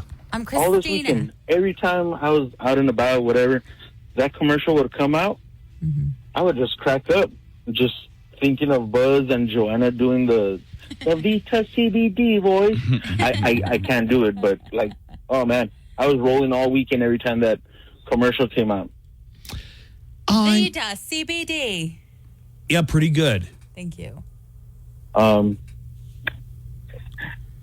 man, hopefully you guys have a good rest of your day. Hopefully you guys play that Vita CBD commercial again. Oh, I'm sure we will. You guys had me rolling all weekend long. I haven't heard it in a while.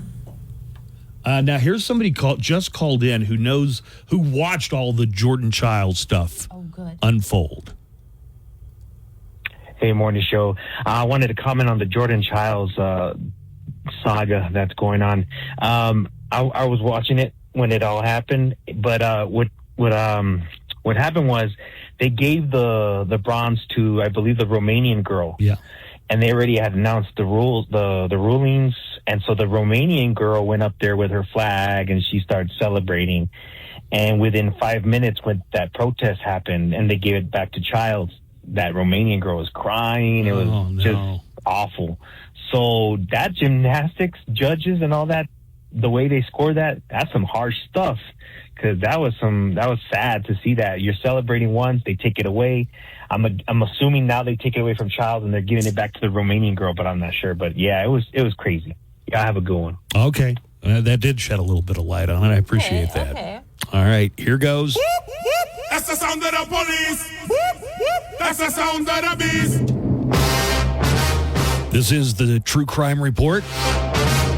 Actual crime stories from around the world and across the nation. Stop breaking the law! Oh! A man was charged with misdemeanor trespassing. He probably would not have gotten jail time, but he ended up being sentenced to 558 days in jail for directing foul language toward the judge. Oh. A man in Michigan named, and I'm not kidding, Daryl Jarrell. Daryl Jarrell? Daryl Jarrell. Julia Gulia. Daryl Jarrell was in court last week. He was almost off the hook for this minor trespassing case, but he decided to give the judge a piece of his mind anyway, and it's going to cost him over a year of his life. Ugh. So I'm going to play the audio here, but what he's saying is, I'm tired of this state. I'm leaving as soon as possible. And then maybe you've seen this on TV or in a movie or something. The judge keeps slapping him with, you want to go for another 30? Fine, that's 30 more days. Here's the audio of Daryl Jarrell mouthing off to Judge Cedric Simpson. It's trespassing. I could technically leave and you guys could issue a warrant as long as I don't return. You can just kiss my ass. I'm going to tell you what. You don't come here and that's contempt. That's another 93. That's another 93. That's 6 93s consecutive. Yeah, I guess contempt of court, you get 93 days in jail. I think it's up to the the judge, but well, that's another 93. Wait, can you play it again? How many times is he cussing? It's trespassing. Well, I think this is kind of an edited version of it, so you can't really tell how many. But several, enough that he got 558 days of jail time. Just stop. Just stop. You weren't even in that much trouble to begin with. A 46-year-old man in Texas is facing charges for putting fireworks under the toilet seats at 2 different car washes. He set them up in such a way that there'd be a small explosion whenever somebody sat down. 3 people were injured. I was going to say, that kind of sounds hilarious until you mentioned the injured part. Well, he booby-trapped the toilets to cause explosions when people sat down. It doesn't sound like they were big enough to destroy the bowl, but I'm more worried about the people's butts and nuts, you know? Talk about explosive diarrhea. The first incident happened July 20th at a place called Wash Tub near San Antonio. The woman who sat on the toilet was injured, but no word on how badly. But she was very shaken up by it, however, left before the cops arrived. Then 6 days later, there were 2 more toilet explosions at a different wash tub location in San Antonio. The victims this time were a female employee and a young girl. It sounds like they also suffered injuries, but we don't know how severe. Police arrested 46-year-old Paul Alden after security footage showed him walking into the bathrooms right before the explosions happened. He hung around in close proximity to the bathrooms until he heard the blasts and then left. Turned out he's a frequent customer and even used his membership card on the days it happened. He's facing charges for arson causing reckless damage or bodily injury. All right, now this is a story out of Chicago. A woman got arrested by the police for sharing off of her all-you-can-eat order at Applebee's.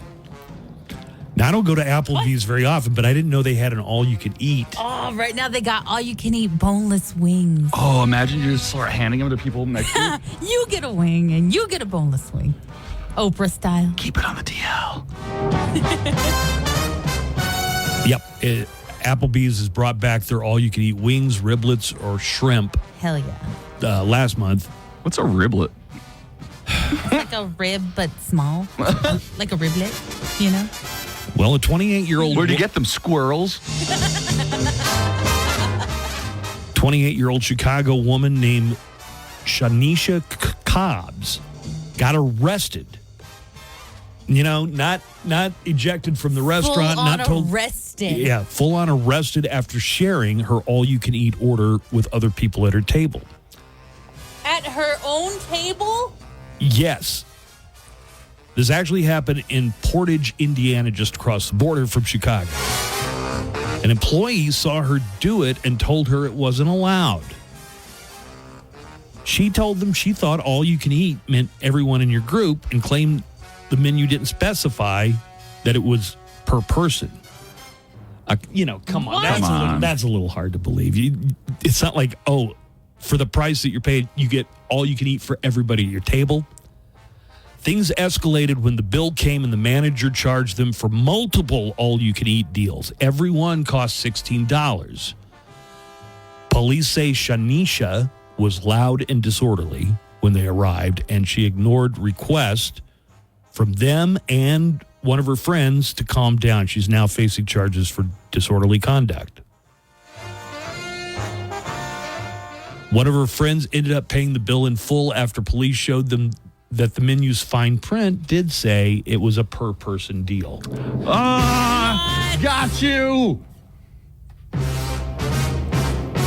Whack. Applebee's. We used to go into the Pizza Hut for our lunch break. We only got 30 minutes for lunch, so you really had to hurry. But the Pizza Hut had the pizza buffet. Oh, hell yeah. That pizza buffet was awesome. Right. Are they bringing it back? I think so. But the manager of that place was a real stickler. I'm telling you, if she saw you take one breadstick off of the person's all-you-can-eat or one piece of pizza, she was going to slap it. Everybody sitting at your table was going to get charged for the lunch buffet. But that's the way it is. I understand. Let's see. I think we got some more audio here. A woman stick around Illinois for this one. An Illinois woman was arrested after a traffic stop. During the traffic stop, she was laughing, flipping off the police, and eventually taking her pants down. What? She took her pants down. Okay. Here are some of the pieces of this woman, Mallory Griffin's long and eventful arrest. Roll down your window and place your hands outside the car with the keys in your hand. She's just laughing in the car and just flipped me off. Put your hands out the window and shut out the car. If you run, I'm going to tase you. This is so Do you want to see it? Do you want me to get undressed? No, keep your hands up. And finally, on the True Crime Report, a 47-year-old woman in Oregon. Boy, has this been... This is rare. Oregon man stories. Now, an entire True Crime Report without a single Florida man story. Oh, yeah. Yeah, not one. 47-year-old Jennifer Holmes of Oregon was arrested last week after she started a fire. She did it in one of the dumbest ways possible. She was driving a bakery truck, Joanna. A bakery Yeah, truck. the bakery truck said Nana's Sweet Treats on the side. Okay. Well, she rolled up to a U-Haul parking lot and began siphoning gas. Do you know how that works? You get like Okay. a hose. A hose, and then you suck on the hose. Yeah, right. You got to suck it Yeah, in. you do. Stupid. And then the gas starts going, and, Right, and, right, you, right, and right. you're stealing gas. Right, Is right, what right. you're doing. Okay. Well, she was siphoning the gas. To pass the time, she decided to light up a cig. Oh, you dumb girl. Been there. The cigarette sparked a fire that eventually spread to a second U-Haul. And it got even more dramatic because by the time the cops got there, the drive line burned out, causing it to roll down into a tree. That's the van. Jennifer and her bakery truck weren't on the scene when police showed up, but it doesn't sound like she was injured or, thankfully, anyone else. She was caught on surveillance video and was later tracked down. She's been charged with second-degree arson, first-degree criminal mischief, and reckless burning. Now, if she can do that hose trick with a ping pong ball on the other end of it, I think her dance car is going to be pretty full. And that is today's True Crime Report. Never assault a police officer. Never threaten a security guard. Don't do it. Never kill a probation officer. Don't. Keep your ass out of the metal sink. It's against the law. It's against the law. It's against the law. It's against the law. Hey, it's Daniel Paulus. I'll be along starting at 3 with everything from Aerosmith to Nirvana to... For a limited time only. So what are you waiting for, El Paso? Get bossed. Boss Tenders, Dogs, and Custard. Why do people listen to the Buzz Adams Morning Show? I love listening to your show. It's like listening to the radio edition of a clown show from a circus. Thank you. Thank you so much. Now more of the greatest show on earth on 95.5 KLAQ. All right, Nico is going to have some of his news nugs, news nug segment. Coming up with Nico and Jimmy. It's been a while since we've had your nugs. Yeah, some nugs of news.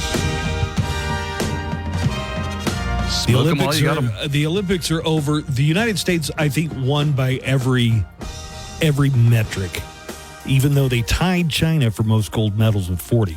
I think I heard him say it's the first time two countries have ever tied for the most gold medals. Oh, that's interesting. Kind of. So when I was growing up, it was one thing you knew about the Olympics was no professionals. Well, it wasn't true then, and it's certainly not true now. We had a whole professional basketball team just went. Yeah. We had a team full of multimillionaires go over there and beat up on Gambia. No, actually, they were great. You want to hear a little clip from their win over host France? Yeah, that'd be cool. Oh, you know how we were talking before about the Olympic Village and all the athletes, and supposedly there's a lot of sex that goes down in the Olympic Village? Heard that for several years now, yeah. Do our basketball players stay in the Olympic Village? No. Okay. I think they have... They can afford their own So we almost they're in a separate category of athlete. Then you have the normies that go to the village. I'll say I don't know that for sure. I just would assume superstars. Yeah, I don't think Kevin Durant or LeBron James would be sleeping on the cardboard bed on basically a super athletic hostel.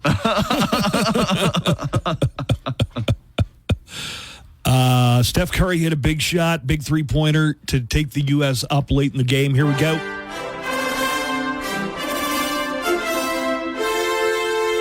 Does Curry have another bank over the double team? Oh! It's a golden dagger! Exclamation point! Night. 8 threes for Curry. And for the 5th consecutive Olympics, the United States of America is golden. They defeat France. And the women's team also won gold. Like the men, they defeated France to do it. No timeouts here. It's Williams. That was a 2. Banked it in. What a finish. Williams with her foot on the line. The United States officially the most dominant Olympic team in all of team sport history. 8 straight golds, and the U.S. gets it done once again on France's home turf.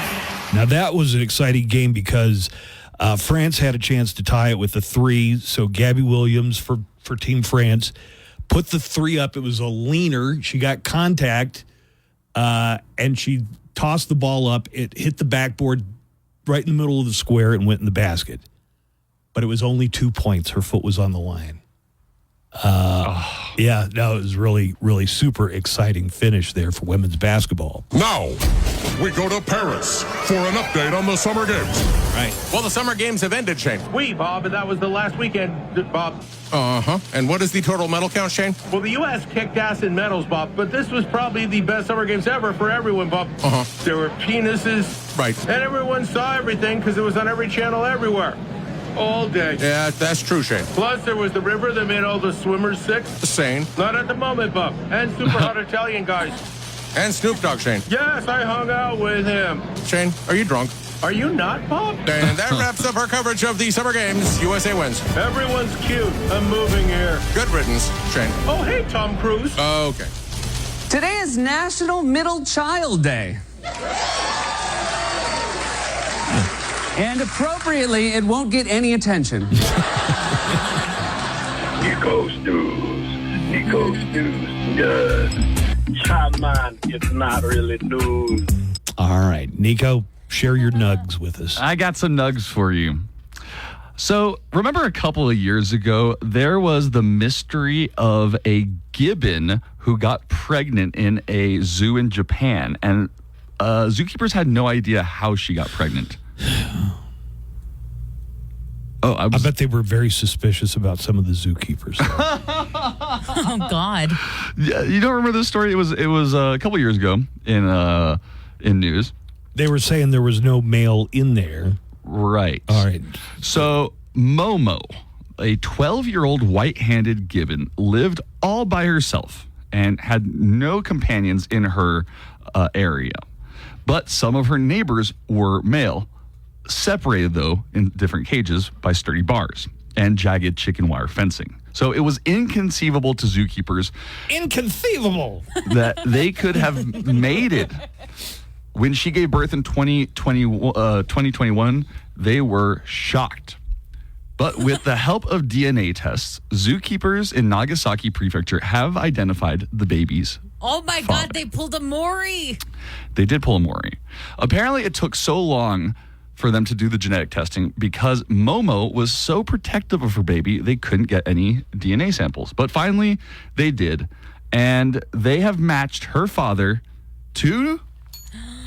Who is the father? Great bell. Thank you. His name is Ito, a 34-year-old agile gibbon. This is kind of weird. She's 12 and he's 34. I guess it doesn't matter in the Animal Kingdom. In the Monkey Kingdom? Yeah. I mean, that's statutory even in Louisiana. Now, get this. One question is still left burning. How did they do it? How did they do it? There is no direct evidence like surveillance footage, but they found something. They found a hole in the partition. Yeah, they did. Like a glory hole. For gibbons. Oh my God. For gibbons. A gibbon glory hole. How tiny was that, you think? It was a very tiny hole. They're like, who punctured this hole But here? Buzz, you would actually think this is very interesting because you have a minor in evolutionary biology. I do not. Well, You do? no, he just finds it like a hobby. Like he thinks it's Oh, a yeah, you're all into He that. finds it I don't have a He finds it advanced a science weird degree in anything. hobby, though. These monkeys, these gibbons, do not just randomly mate like that. It's actually very difficult for the zookeepers to get them to mate. Normally, they base their... Well, that was a horny bee then, because she got hers. They base their mates on physical appearance, social behavior, and vocalizations, such as very complex songs that they sing. Look up gibbon sex songs. I don't know. Their song, gibbon. Joanna, you look that one up. I don't want that on my browser history. Anyways, they are now living together, but they found the mystery of the pregnancy. Glory hole. And did she have the baby? And she had the baby. Yeah, she had a baby. Okay. That's what he said, that they couldn't get DNA because she was very protective of the baby. Yeah, it took him an extra long time to get the DNA. All right, next up. Pollution is shrinking human penises, warns scientists. Buzz, pay attention. In a much discussed new book by Dr. Shanna H. Swan, she's a renowned environmental and reproductive epidemiologist. She ties the use of industrial chemicals in everyday products to smaller penises, lower sperm counts, and erectile dysfunction. Well, what effect does it have on women? That is actually a good question. She, in her book, I can't imagine it would affect men only. Right. No, apparently, here's the full title of her book. Also, does it mean, let's say you got, just give me a random 6 inches, okay? I'm going to isolate that audio. Yeah, please Give do. me a random Does it shrink it to like 5.5? Does it shrink it, or are you saying, or does shrink it while it's erect or not? Okay, or flaccid? Both of you guys are so dumb. What? It's preventing future. It's making the future generation. Okay, so it doesn't really make your penis Look shrink. at how concerned Buzz was. It makes the human race's penises shrink, I guess. Okay, this is the full title of her book. Countdown: How Our Modern World is Threatening Sperm Counts, Altering Male and Female Reproductive Development, and Imperiling the Future of the Human Race. That is a mouthful. Wow, that was a mouthful. And it's probably the kind of stuff you can't even get away from if you wanted to. You could watch how you eat and what you put in your body and so forth, but it's probably just so pervasive that there's no getting around it. But you're saying I won't lose even a millimeter. Okay. Well, not from this. It might be something else. She says chemicals in our environment and unhealthy lifestyle practices are disrupting hormonal balances, causing various degrees of reproductive havoc. Get this, in some parts of the world, the average 20-year-old woman is less fertile than her grandmother was at 35 years old. Mm-hmm. She also adds that men have half the sperm count than probably of their grandfathers. Really? Yeah. All right. My grandpa's still alive. We could test this. Good Lord. Oh my God, Nico. Anyways, so this is something that we're going to have to live with, but you cannot get rid of, or you can't get away from them necessarily. Mm-hmm. All right. Next up, 4 men gang raped. Oh, God. Oh, my God. You know, usually your nugs are a little more lighthearted. Buzz, you didn't check his news nugs? No, I never do.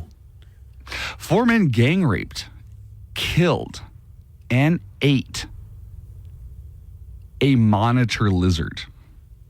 The hell right out of here.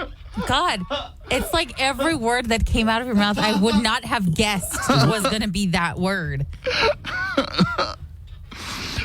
Get out. I swear to God. What the hell is a monitor lizard? It's an endangered species. It is protected. It is endangered. And these are 4 human men? Yes. Or 4 other lizards? Forest officials in the Matthew Broderick movie, The Freshman, a bunch of rich people get together and eat endangered species, and they're eating either a Komodo dragon. Is that what you said? A Komodo dragon? Monitor lizard. Anyway. Where did this happen? Okay. Forest officials in India are investigating 4 men who gang raped, killed, cooked, and ate a monitor lizard in one of India's most protected forest reserves. It was the only monitor lizard in the entire park. The incident took place in March at the Sahyadri Tiger Reserve in western India and the western Indian state of Maharashtra. Forest camera traps, the ones meant for tracking tigers, caught the accused men trespassing on the reserve's national park. And then they were found through photos and videos of them gang raping. They filmed them and photographed themselves doing the assault? They filmed themselves doing this, sexually assaulting together a monitor lizard. Then they butchered it and they ate it. I have never seen a crime like this before, Division Forest Officer Vishal Mali said. The men are in their 20s and 30s, and they appear to have done it for fun. There was no religious or black magic agenda whatsoever. They were just bored. Sickos. I know. India's monitor lizards are endangered, and they're protected by a special law. Violators can be punished with 7 years in jail. What? What's wrong? You have trouble getting the words out there? I mean, was it a girl lizard? Right. Don't tell me they were gay about it. Not only is this were they gay? I mean, where did they know how to? I wouldn't even know where a monitor lizard's happy spot is. Not only is this cruel, but there is a risk of zoonotic diseases from this kind of case. Yeah, did they use protection? There are concerns lizard herpes of STDs among the lizards. Actually, I think it's of the men giving it to the well, I'd be more concerned about what diseases the men would give the lizard. Yeah.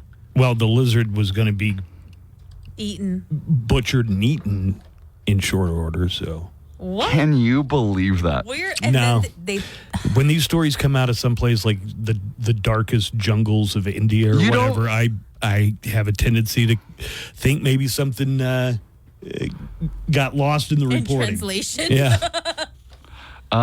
And last but not least, here, I mean, I'll just put it to you this way. Here's the quick headline. There are 4 malicious extraterrestrial civilizations in the Milky Way. According to one researcher. Wait. Start that sentence from the very beginning again. Oh, my God. There are 4 malicious extraterrestrial civilizations in our Milky Way, according to a famous researcher. A researcher of what? Of aliens. Oh. No, there is a famous researcher. His name is, Alberto Caballero. He's a PhD out of the University of Vigo in Spain.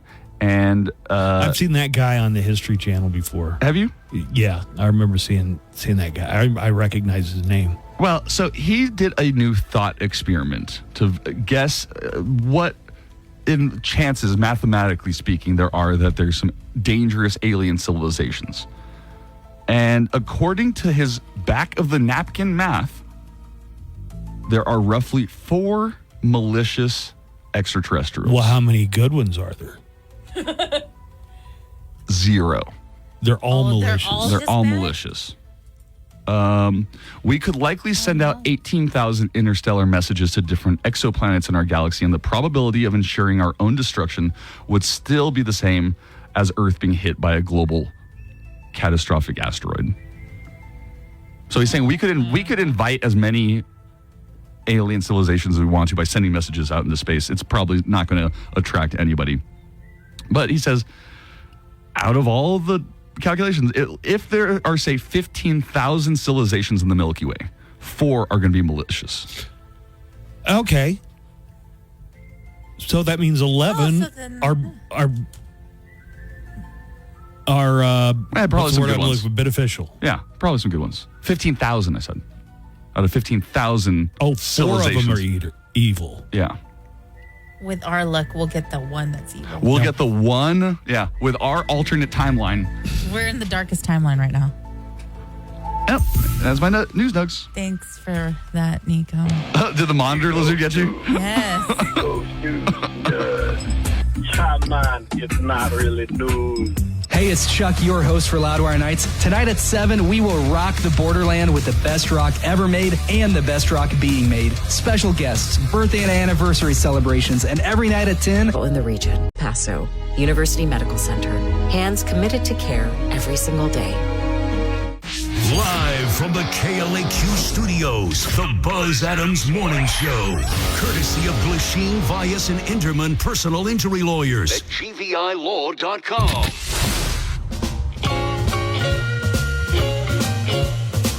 All right, getting close to the end of the show. Joanna's Hollywood Cheese May is still up on deck. We're going to get to that here in just a few minutes. El Paso weather today, it is going to be triple digits, 101 for the high. This evening, after 7 o'clock, very slight chance we might see some rain showers here and there.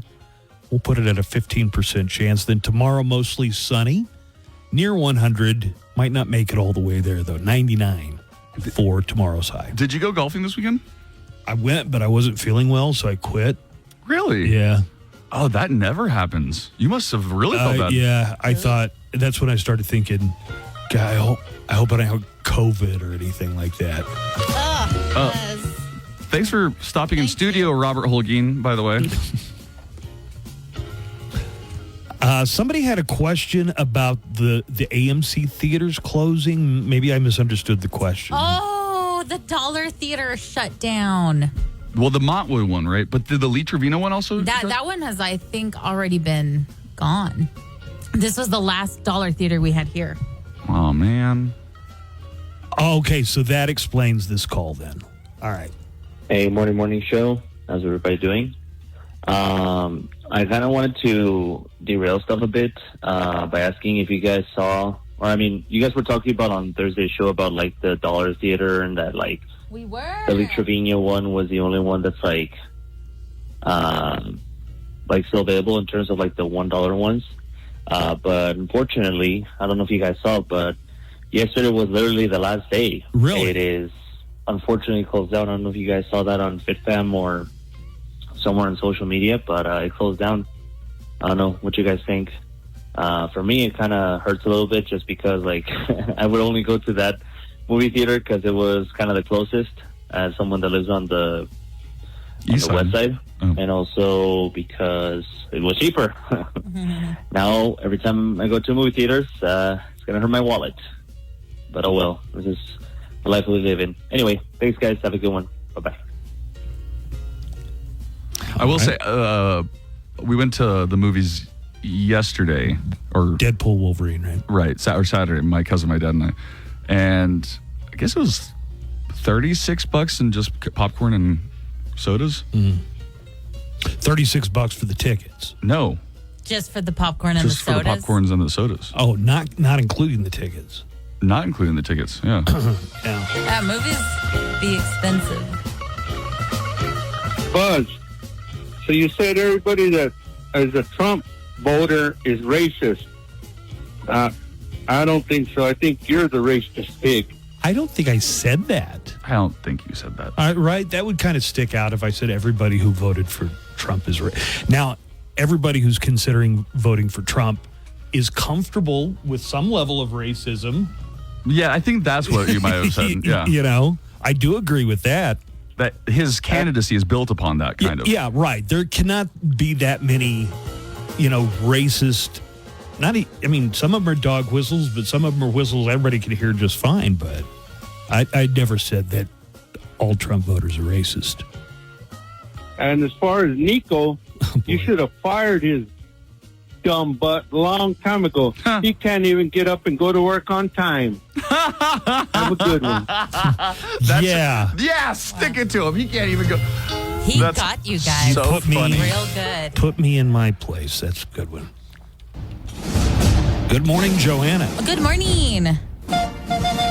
Well, as The Simpsons prepares to launch its season 36 this fall on Fox, that won't be the only place to catch new episodes of the long-running animated series. The executive producers behind The Simpsons revealed on Saturday at the D23 convention that 4 new episodes will exclusively air this upcoming season on Disney+. The new episodes include a new Christmas-themed 2-parter called Oh Come All Ye Faithful, premiering on December 17th, timed to the 35th anniversary of the very first Simpsons episode, the similarly holiday-themed Simpsons Roasting Over an Open Fire from 1989. The other 2 episodes, titled The Past and the Furious and Yellow Planet, will also air in the months ahead, Disney Plus said, and in October, a new exclusive The Simpsons short that is Halloween-themed will also premiere on Disney Plus. Additionally, the 18-episode season 35 of the animated comedy, which wrapped its run on Fox in May, is set to debut on the streamer on October 2nd. Wait, they don't release the new episodes on Disney Plus as they're going through the season? Of Simpsons? Yeah. I don't know. You're the one that watches it. Wait, Joanna, I think I watch it, but I DVR it and watch it. I've never gone to look for it. Okay. Wait, so are they saying they're not going to be broadcasting them on Fox anymore? Like you have to go to Disney Plus to see these? No, this is the past season that just happened. Okay. So that's why I'm asking. They don't release the episodes on Disney Plus as the season goes? He wouldn't know. Okay. That's why I was asking. No, so yeah, that's season 35. The new upcoming season is season 36. The Museum of Pop Culture in Seattle has received criticism for a Nirvana exhibition that describes Kurt Cobain as unaliving himself. The term unalived originated on TikTok in order to circumvent censorship from algorithms, which ban users for words like suicide. Now that language has manifested in real life, so much so that it's in this Nirvana exhibit stating that Cobain unalived himself on April 4th of 1994. Unalived himself. Yep. Okay. Another sign explains the use of the term, reading, quote, "We recognize the dynamic nature of pop culture and its role in shaping language and social discourse. In this exhibition, the guest curator has chosen to utilize the term unalive as a gesture of respect towards those who have tragically lost their lives due to mental health struggles. By bringing awareness to this language, we aim to foster meaningful dialogue and raise awareness about the complexities of mental health and language in our society." He flew his head off with a shotgun. Yeah, he did. The decision has sparked debate online, with many drawing comparisons to George Orwell's dystopian classic 1984, in which everyone talks in Newspeak. Newspeak, right. A language made up of antonyms. He didn't kill himself. He unalived himself. He unalived himself. Oh, that's hilarious. That's just like 1980. That's hilarious. Yeah. The museum has not yet responded to the backlash. So what happened to Kurt Cobain? He unalived himself. Well, some people think Courtney Love helped him unalive himself. Some people claim she hired some guys to unalive him for her. Not going to lie. Kind of like it better. Unalive? I like unaliving better. Yeah. Rather than suicide? Yeah. I like the Newspeak and 1984. He's so I'll claim that I just like it. Yeah. Finally, if Disney couldn't get Daft Punk back for the new Tron movie, they found the next best option. It was revealed during the D23 fan event that industrial rock greats Nine Inch Nails will provide the score for Tron Ares, the third film in the Tron franchise. Trent Reznor and Atticus Ross have become in-demand composers, having worked on the scores for movies like The Social Network, Teenage Mutant Ninja Turtles, Mutant Mayhem, and Challengers. Oh yeah, no, they're like a powerhouse when it comes to scores for movies. Wait, who was the other one? Trent Reznor and who? Atticus Ross. But this is the first time that the credit will be attributed to Nine Inch Nails, all of them, not just Reznor and Ross. Tron Ares is about, quote, a highly sophisticated program called Ares who is sent from the digital world into the real world on a dangerous mission, making humankind's first encounter with AI beings, according to Deadline. The cast includes Jared Leto, Evan Peters, Hassan Minhaj, Jodie Turner-Smith, Gillian Anderson, and returning from the two previous films, Jeff Bridges. Tron Ares hits theaters on October 10th, 2025. Oh, awesome. I love Tron so much. The first one, I grew up with the movie, the cassette, and then I watched the second one, which was good too. So, you guys excited? Cool. Yeah. Sounds cool. No? Yeah. Yeah, you concur. I never saw the original Tron. You never did? Mm-mm. It was like the first movie to use CGI, I think, or one of the first to use like that type of effects. I don't think I've seen the first one either. I just I saw saw the the second other one. Tron. It's like 80s classicness or 90s classicness. When the second Tron came out, I happened to be in Oklahoma. My friend Jeff, you've heard me talk about Jeff. Mm-hmm. Your friend Jeff. He really wanted to go see. Okay, that was a good Nadia. Thank you. He wanted to go see Tron 2, and I said, sure, not having seen Tron 1. And I didn't get it, right? No, I didn't get it. Oh, no. Well, with your entertainment news, I'm Joanna Barba. But talking about that movie, Padilla just called in about Deadpool and Wolverine has made over $1 billion. And it's only in its like third week, right? Or second week. End of the second week. It's third, I think. third week, yeah. It's made $1.029 billion. Billion. What I will say is that it made some other Marvel properties look like really interesting movies. One, like bringing Blade back I'm with Wesley sure Snipes. a lot of people are like going back to see like, well, what was this about? What was Elektra? And Right, and I wouldn't mind seeing that Gambit movie with Channing Tatum. I've been waiting a long time for this. Yeah, he's I freaking love that part. I guess he's in talks with Marvel. That might happen now. Well, that's it. Show's over. What? We just started. Yeah, well, the show's over. That's the end. That's not the end. Why, yes, it is. Right, that's the end. And that's the end. That's the end. The morning show will be back tomorrow at 6 a.m. Now,